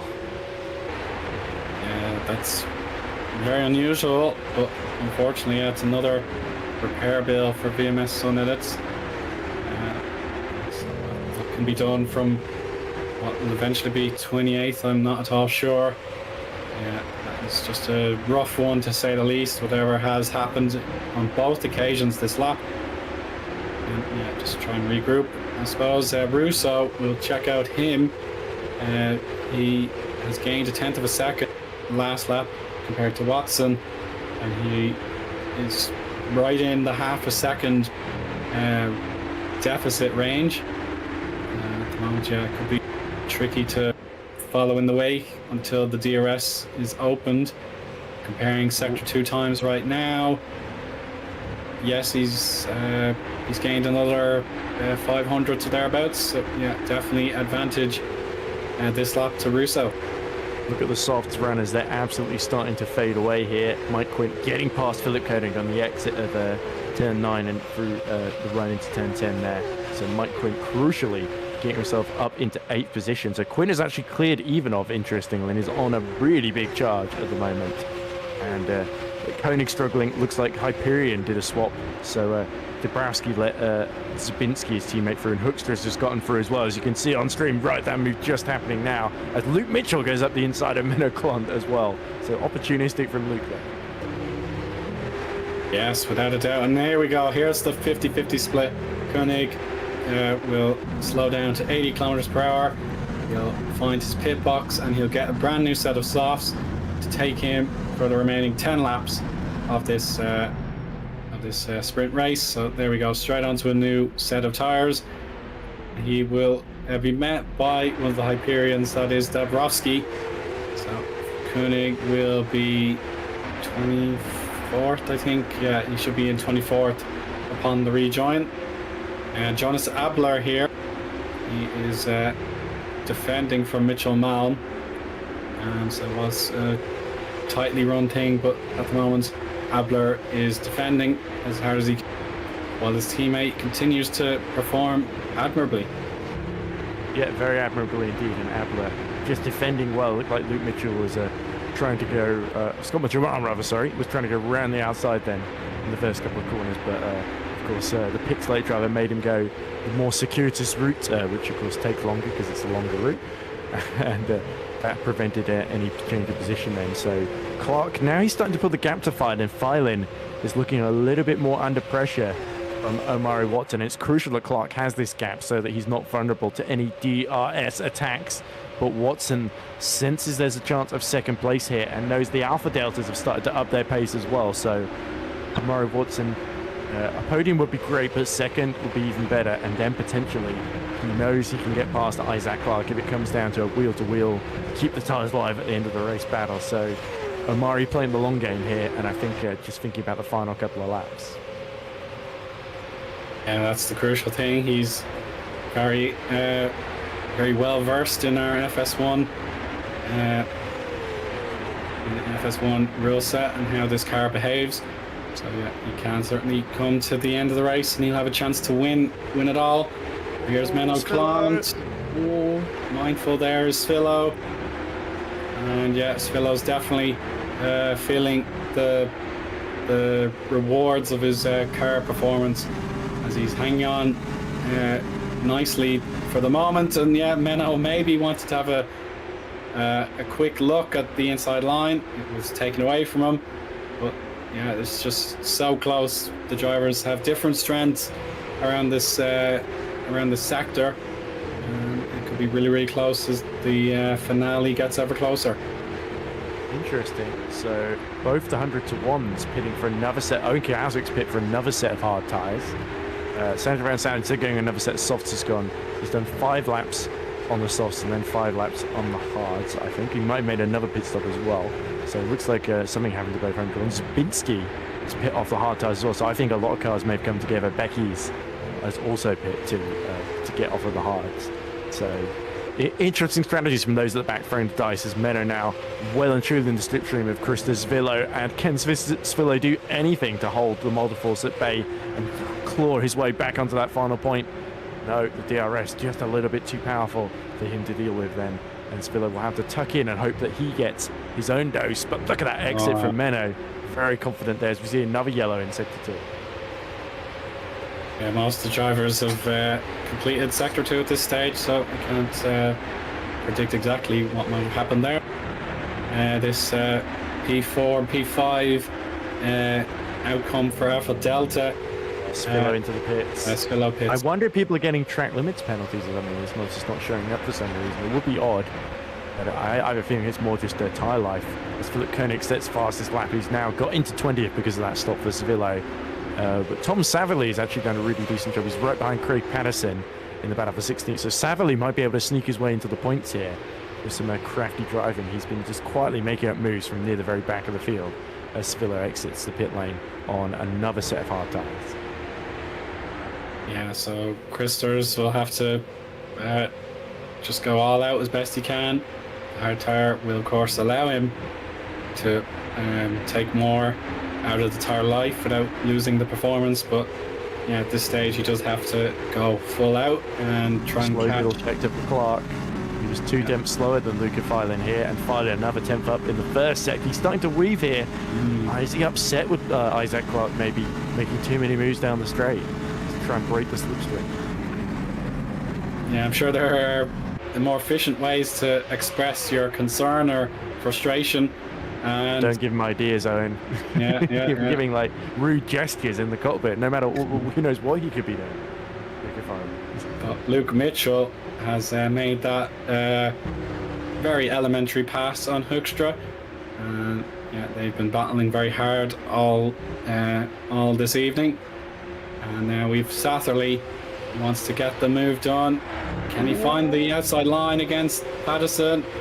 Yes, he can. Well, Patterson left plenty of room there. That was actually quite compliant there from someone who, obviously a former winner in FS1, Craig Patterson, but his main focus these days is his own FS2 Priority 1 team, which he leads, and was, I think he did very, very well here actually on Tuesday, running quite high up in race 2 especially. I can't remember if he finished on the podium or not, but he was definitely in that fight for the win with, whose name is Ben Skinner, I think it was. Yeah, him and Ben Skinner have been those on that in the mix for that podium battle. Yeah, Koenig continuing to set the timing screen alight as he chases down Bradley Solis for 19th, 141.184. Fast lap of the race, of course, makes sense with the fuel going down.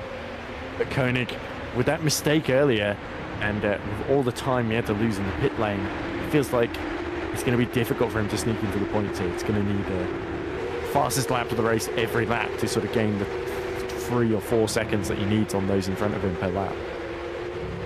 Yeah, exactly. At the moment, yeah, he's going to get a head-to-head battle. Bunched up, this would work, wouldn't it? But they're too spaced out back there. As Frank Hamming now starts to attack Patrick Rozak, as both the Alpha Deltas have got through. Frank Hamming going around the outside, just enough space there at the hairpin, and as always, beautifully judged by Frank Hamming. He gets into the top 6, and that's more crucial points for the Dutchman.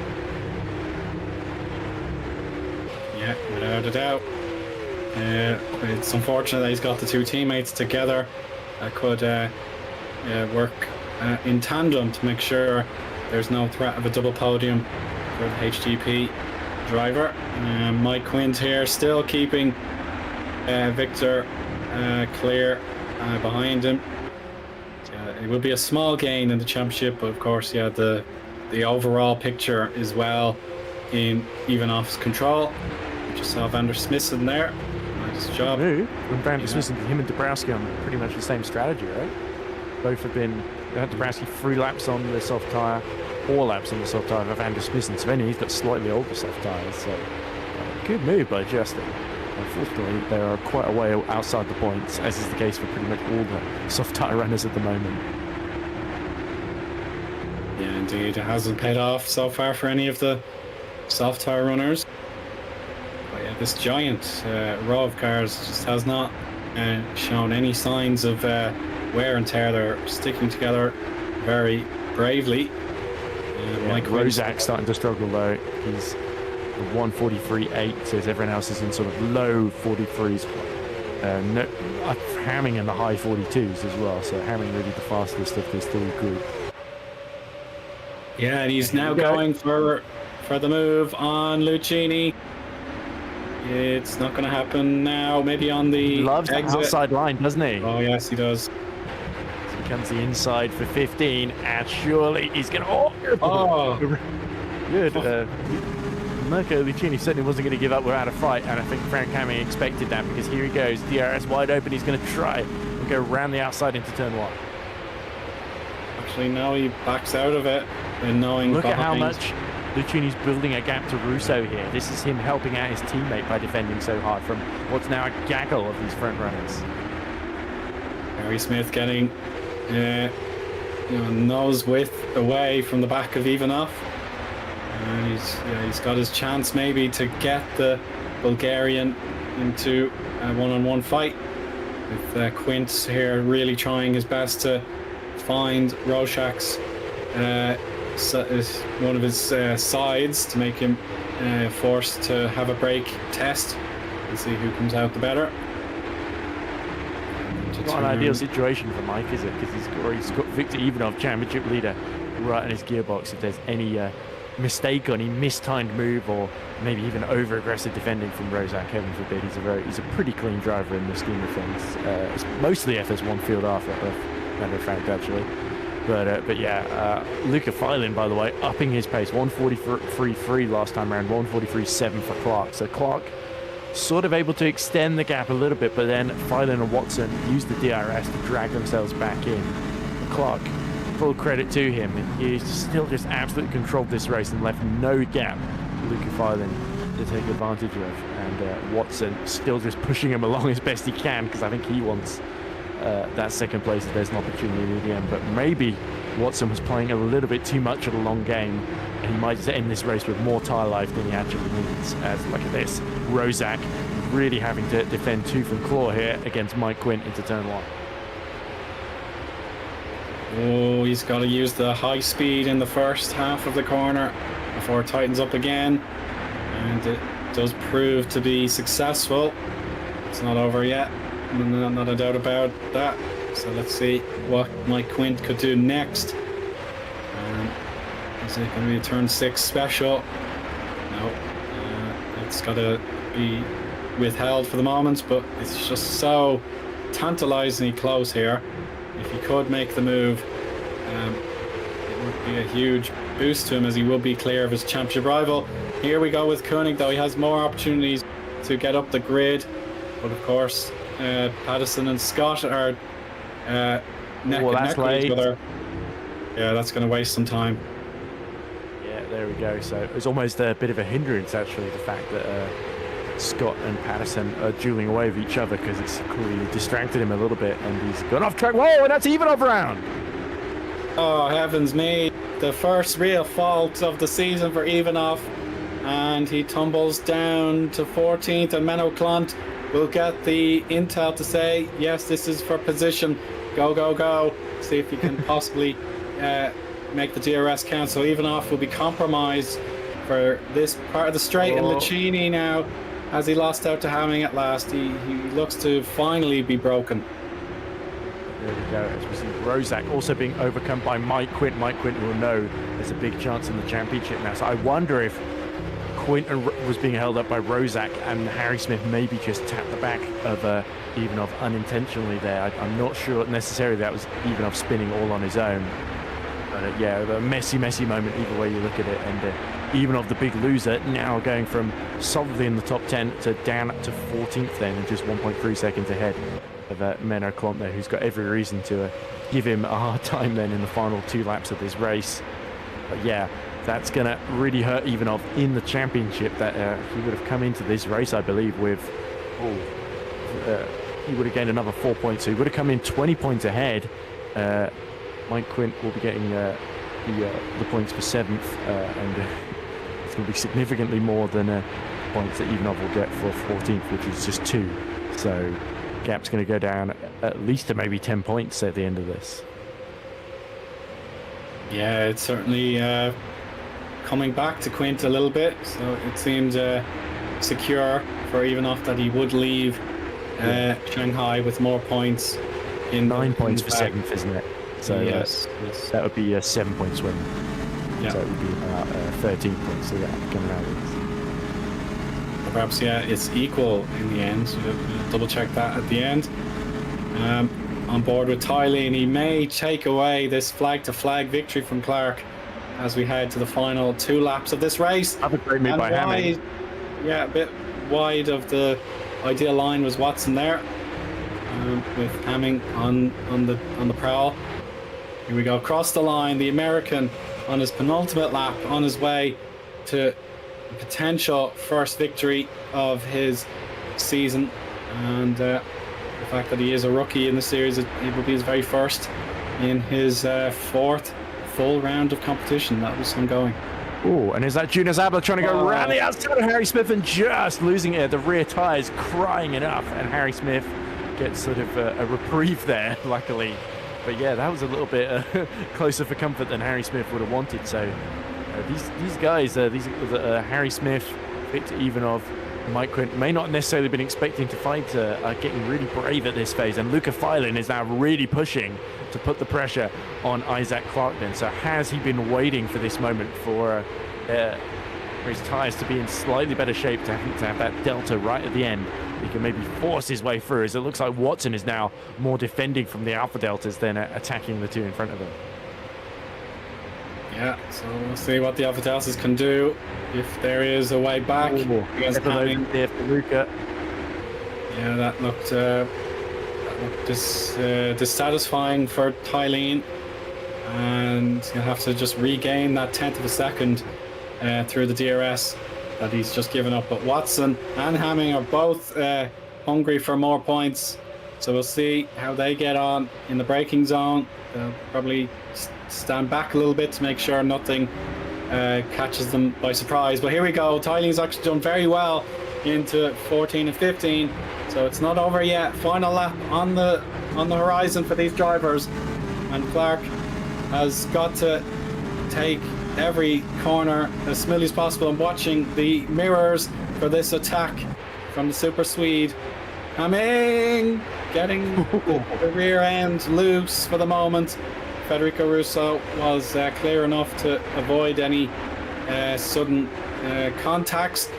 So here we go. The first sector of this final lap will be complete for Clark. He wants perhaps a switcheroo, using the curbing nicely. Clark will block the turn 6 exit now into 7. They'll be virtually deadlocked here, and watching out for any rear end instability. It's turn 8 done, now 9. Still, Tylene has not found a way past, but if he's on the gearbox down this back straight, then he will have the opportunity to win on the final lap. It could be an Imola special from last year, brought back to life. Here we go. If Tylene gets turn 12 correct, he will be in contention to win and deny Clark at the very last. Here we go, Ed. This is it. Yeah, it's so difficult to hold on in his wake there through such a fast corner. And again, Isaac Clark desperately tries to break the toe, weaving across the circuit like a snake. He's getting desperate now. DRS wide open for Phylin. To the outside he goes into 14, and Luca Phylin is going to snatch it surely, unless Isaac Clark breaks later than late into turn 14. And he's going to force him all the way around, and Luca Phylin takes it right at the death. He's waited and waited for this opportunity. The 1% of the distance led, but it doesn't matter because the checkered flag waves. Tylene, for the second time this season, wins in race 2. Isaac Clark, oh, well, you've got to feel for him in one regard, but the other side of the coin, he's got a podium, and that is very, very good going. It beats out, he beats out Watson, he beats out Hamming, the Alpha Deltas, and so on and so forth. But there you go, Clant as well, working hard for that final point, but oh, yeah, I think Pixelite, they'll be disappointed right now, but hopefully in the long term that will be a boost to their campaign, knowing that they're capable of such great racing. Did you see Luke Mitchell touch wheels with Eoin there as they crossed the line? I think he got pipped on the final lap, and Luke Mitchell not happy with the championship leader there. Eoin doing well to recover up to 13th, and Savily just missing out on the final point to Menno Cronk as well in the end. Goodness, yeah, it all happened there. So, yeah, there was no domination from flag to flag. It was 99% possession in Clark. He led everything up until turn 14, and then for sure Tylene was through. So that goes to show you, you're never certain of the win until the checker flag flies. We, I think, run out of fuel here for. Run out of fuel. And now Zabinski on his really worn soft tyres is going to push him over the line there. So very sporting from Mateus. He did say he'd be at the back. It's only by choice now, I think. There we go. He is going to overtake, because he gave Svillo just enough momentum there. So he can be sporting, but he can also still take the positions. Oh no. I don't know what he's playing at there. But Luca Phylin, he looks absolutely thrilled. I think he was getting really annoyed, and he just had to take a deep breath, had to have some patience behind Clark, because he was desperately weaving to break that toe. And Phylin caught him right at the end, sort of made the move when Clark couldn't do anything to respond about it right at the end of the race there. And a beautiful racecraft. But I agree, you've got to feel a bit sorry for Isaac Clark, because he so desperately wanted that win. It was absolutely ruthless who was defending, but unfortunately, Luca Phylin just had the edge on him. And Isaac Clark still gets a best finish in FS1, but that's gonna sting. Yeah, so the race 2 for Lucas Tyling, the second time he's won a race 2. So that's the first time a driver has won twice in race 2 in 2024. Isaac Clark so close, but yeah, he would have been encouraged by his pace today, knowing that I'm sure the Saudi pole that he got, that can be forgotten about now. Great drive, so close to a perfect victory, but it was taken away. Amari Watson there, he'll be pleased with yet another third position. To drive like that after this disappointment of race 1, that goes to show his character as well. Frank Hamming, again, superb work having to gain positions on the road, and he made the best case for himself. Federico Russo and Mirko Lucchini together, 5th and 6th. They worked a beautiful pairing, but yeah, they couldn't quite survive Frank Hamming's approach. We have Mike Quint there getting points back on even off there, P7. Roshak, again, another very brave drive from P5 on the grid. Harry Smith backing up his teammate there in 9th, and Jonas Abler for a superb double point score gets 10th place for Pixel 8. Wopke Hoekstra there, he will end his evening with points. He got 11th place, defeating Scott Mitchell-Malm for that position. Victor Ivanov, whatever caused him to spin, it's brought him down to a lowly 13th position, ahead of Luke Mitchell for Lunark in 14th, so he got his chance at points in the end. And Menno Klont for P15 gets the single point. Tom Satterley came very close in his fight back for MS Performance, so I'm sure next time will go better for him. Philip Koenig, Daniel Scott, Craig Pattison, and Matthews Dabrowski complete the top 20.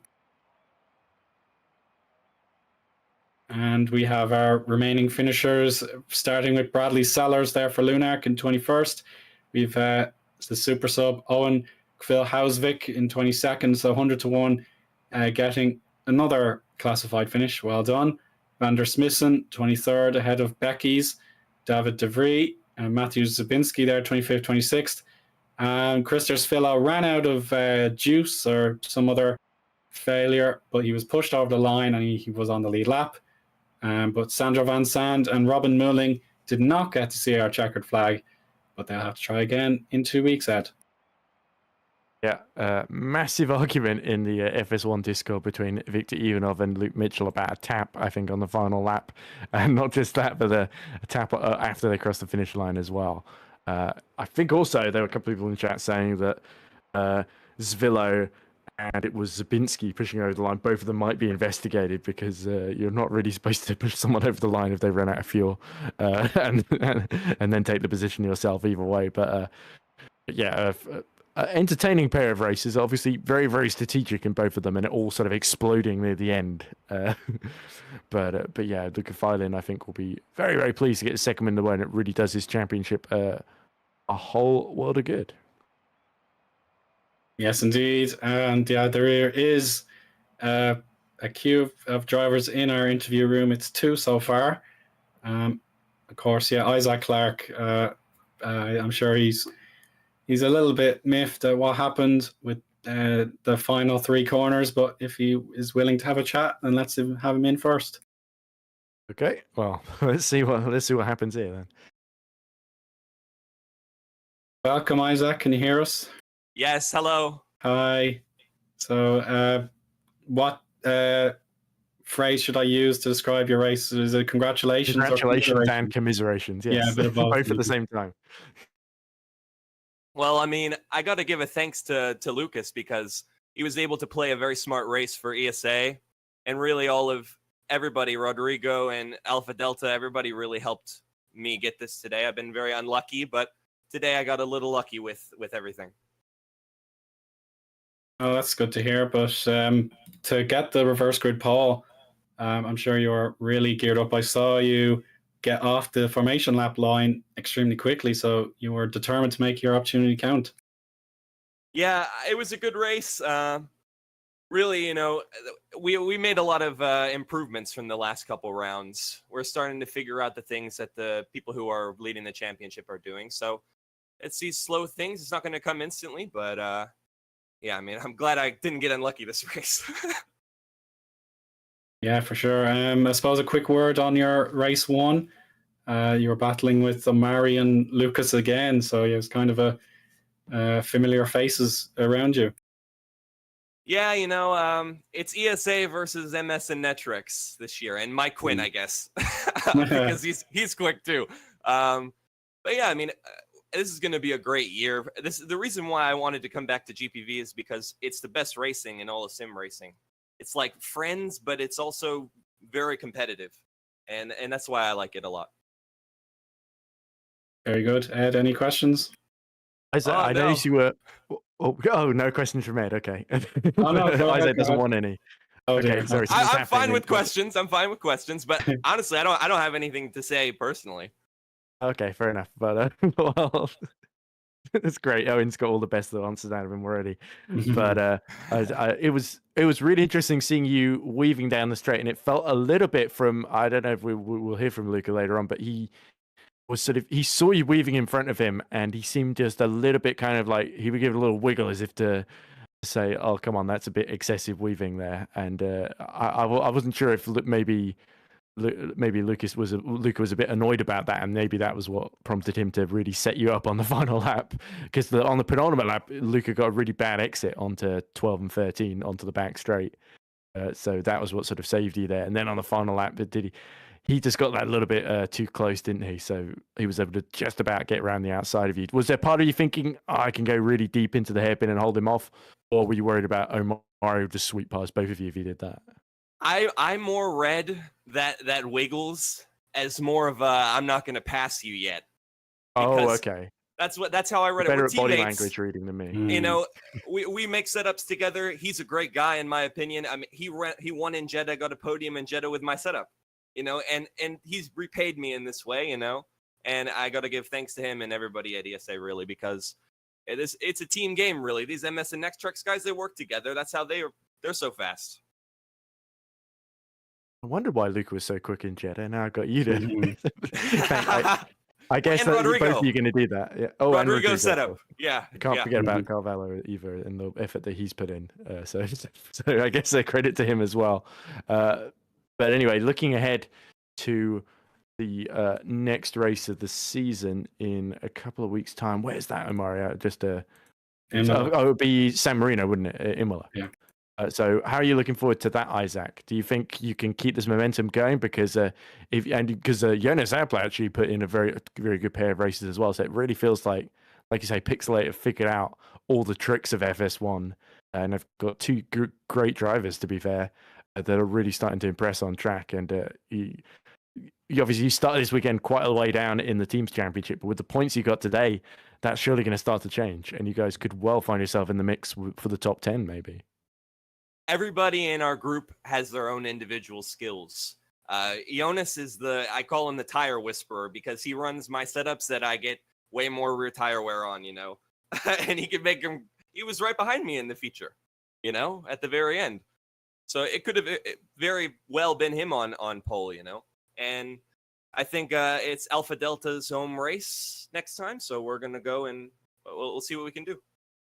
Oh, interesting. I'm sure they'll be listening with intent. Eunice tried a crazy move around the outside of Harry Smith, and the rear tires just gave up. So you saying he's the tire whisperer doesn't quite fit with what I've just seen in race 2 there, but I think race 1, definitely, I agree. He did an amazing job at saving the tires in that one, but starting to abuse him, I think, with just a couple of laps to go here. But fair enough, he'd done the saving earlier, I guess. Yeah, well, I mean, I just enjoyed the race, so I'm ready to keep going and ready to push on for Imola. So thanks, guys.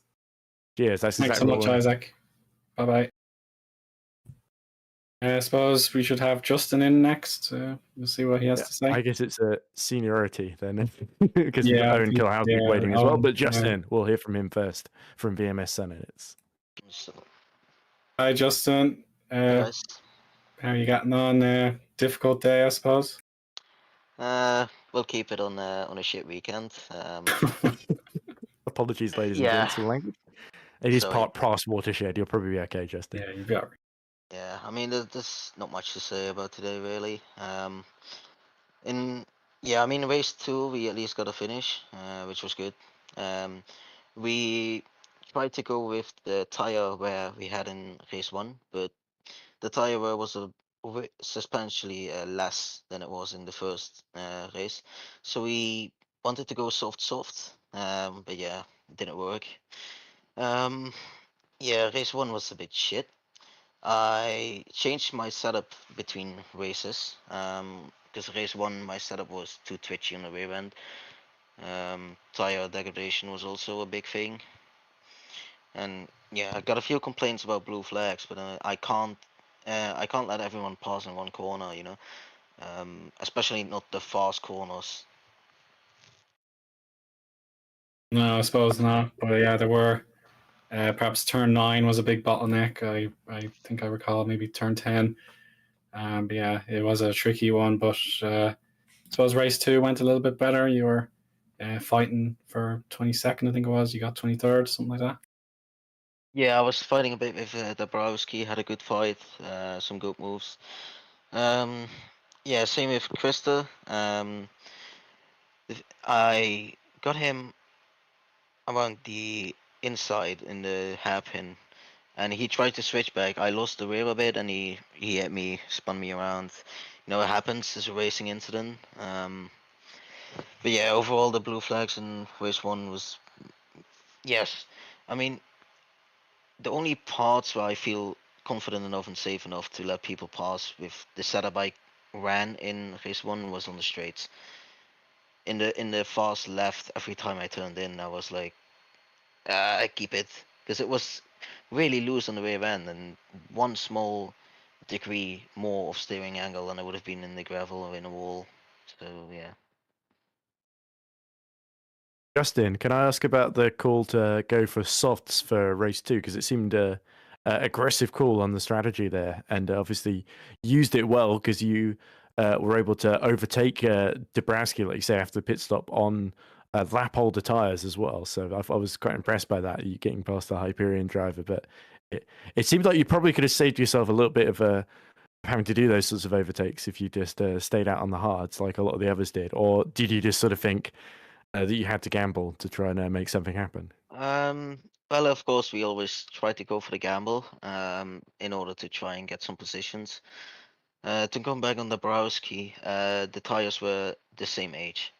He got Okay, race into the view was pits. lying to me. Yeah, he got into the pit ahead of me, but that's because he was all his. I believe his pit stand was behind the finish line, and mine was ahead of it. So maybe that's where it comes from. Um, but yeah, the call for softs was just really because of the tire degradation we had in the first race. In the first race, the softs were going around 6 laps, and the hards lasted maybe 10 laps. So for us, there was no way we could manage to get the hards 19 laps. And then after we decided to go soft, after 4 laps, I was looking at the tires and I saw, yeah, it was a lot less than it was in the previous race. So yeah, around lap 4, I was like, shit, I had to take the hards and get to the end. But I mean, that's calls you make really at the beginning of a race, and there's nothing you can change really in between, apart from a pit stop. But yeah, that loses you a lot of time. I think this is one of the most profanity-laden interviews you've ever given us, Christine. But I suppose that shows how much you really, really care about this and how passionate you are. So I certainly can't fault you for that. And anyway, I guess best of luck for Imola. Are you feeling confident for Imola that you can have a better time there? Because I know you were a bit pessimistic about the tire wear here in China. So surely Imola is going to be a better one for VMS. Yeah, MLS should be a little better. I mean, me and David, we did a lot of driving on Imola on different games. Like I said, the Corsa Competizione, or well, he didn't do iRacing a lot. I did. So at least track knowledge is good. But it really is going to depend on the setup again, if it's good or if it's bad. Because so far all the setups have been really bad, and we really need to try and find a way with it for the car in order to improve the results. But we'll have to see. Well, there's this guy called Isaac Clark we just talked to. He might be able to help. I don't know. Mr. Luca Filin, Raduco Calvallo. There's a Yeah, group of them all. They'll just trade setups. Maybe you need to get in that group chat, Justin. yeah, I might want to try and bribe Ethan off a bit. Maybe 10 euros for the setup. But then yeah, and I'll speak you guys again in Imola. I mean, someone has to keep you busy now. Thank you. I'll see you All guys. right. Right, Yeah, Matthew Eoin McKinnon has has been very just dropped patient. in. Yeah, let's have Or a should talk. we go for Owen first? And Yeah, then I think he's Matthew been very wrap it up? patient. I'll- Let's give him a go. Welcome, Owen, my namesake. How did you get on in your race for 100 to 1? I finished. I started and I finished the Hooray! race. I'm Hey. so happy, bro. I'm just, I think Ben's happy too. yeah. Ben is. He congratulated The me. finish, 22nd in race 2. For Yeah, 100 to 1. yeah. That's impressive. I feel like I don't know. I was just happy to be on Considering the they grid. didn't finish the first 4 or 5 races or something like that, that is impressive. Yeah. I'm stoked, dude. I suppose a good question. You appeared in FS2 on Tuesday, so what difference and what similarities were there from the FS2 car to the FS1 car? Well, the FS1 races were dry, so it was Of course, yeah. a lot more easier. And yeah, I just feel more at home in this FS1 car after years of driving faster cars like LMPs and stuff and such. Like it just works better for me, and I'm more comfortable with it. I just need more time to practice, and I think I can get some of that pace I had a few years ago in my prime. Yeah, I was told yesterday that I was gonna race in this race, so I haven't had a lot of time to prepare and learn the car again and get used to setups and such, like strategy, tires, all that. I have to spend a few races now to just like get back into it if I am gonna race in this series. You certainly made a good impression. I know it can't be easy turning up twice on short notice after putting in a lot of effort on Tuesday. So, yeah, was there any good battles you had? Anyone that caught your eye? So I didn't have the names up that much, Okay. so I don't know which cars. Give us the color, and we can probably guess who it was. Okay, it changed. Bro, I can't remember, dude. It's a blur.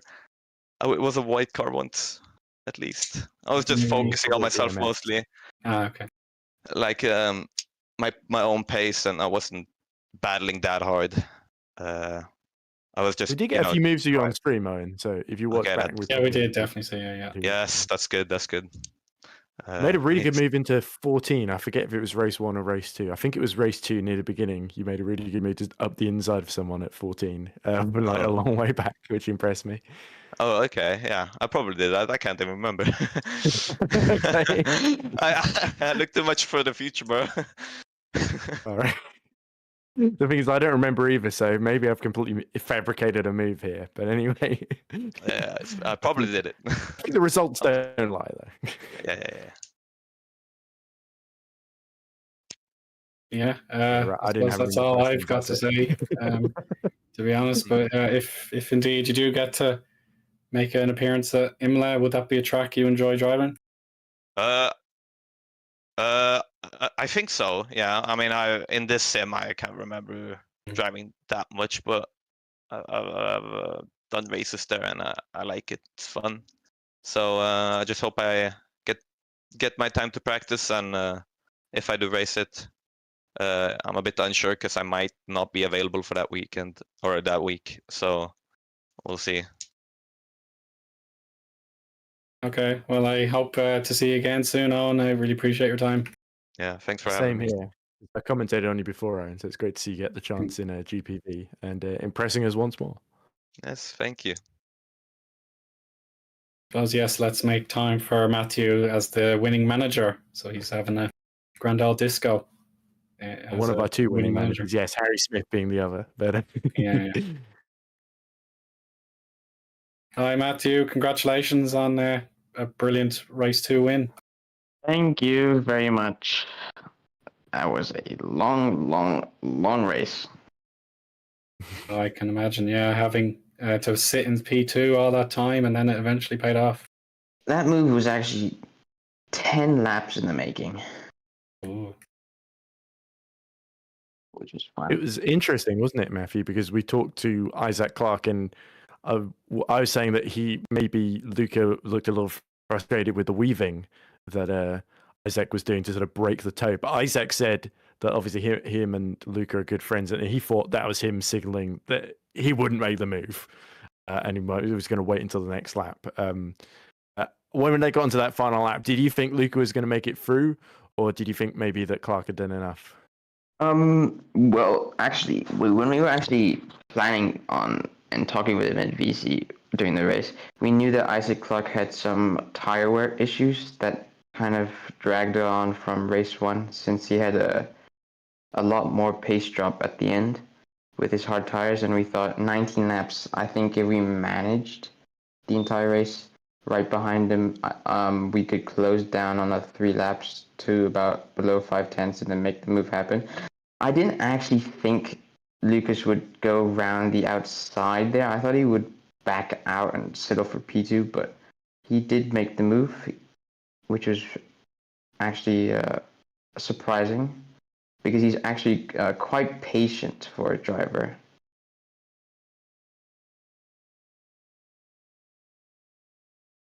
Yeah, I suppose. Yeah, absolutely. Oh, sorry, Yeah, of course. I suppose Christers didn't have the greatest time. He's feeling a bit disconsolate in his performance. So, do you think he'll take encouragement in how Lucas got on? Chris was always a work in progress. I think I think recently he told me that he would want to try and move down to FS2, although the way this league's built, it's kind of hard unless given special permissions. But he was always a work in progress from the start of the season. I've worked closely with him to try build from the start of the season, which he started quite not at the strongest start, but we kind of built it from there. He got his first points in Suzuka in race 2, which was a great improvement. Kind of showed his improvement from round 1. But of course, coming to Shanghai, we had a little bit of high hopes with him, but there's always been issues with him when it came to tire management, which became ultimately was the biggest problem in the race. Fortunately, in the race 2, it looked like fuel management caught him out as well. Although, luckily, Matty Zabinski giving him a helpful push across the line. Are you worried about any investigation there, or how did Christus run out of fuel to start with? Actually, beforehand, I was with them calculating fuel for race 2. I think we decided that Christus was gonna go 2-stop, going hard because he couldn't last 8 laps on the softs. So we didn't think soft was a viable option. And then obviously I told him the fuel, and then for Lucas, he got to try and save it across the race, but Christus went full push the entire way, so eventually that caught him out.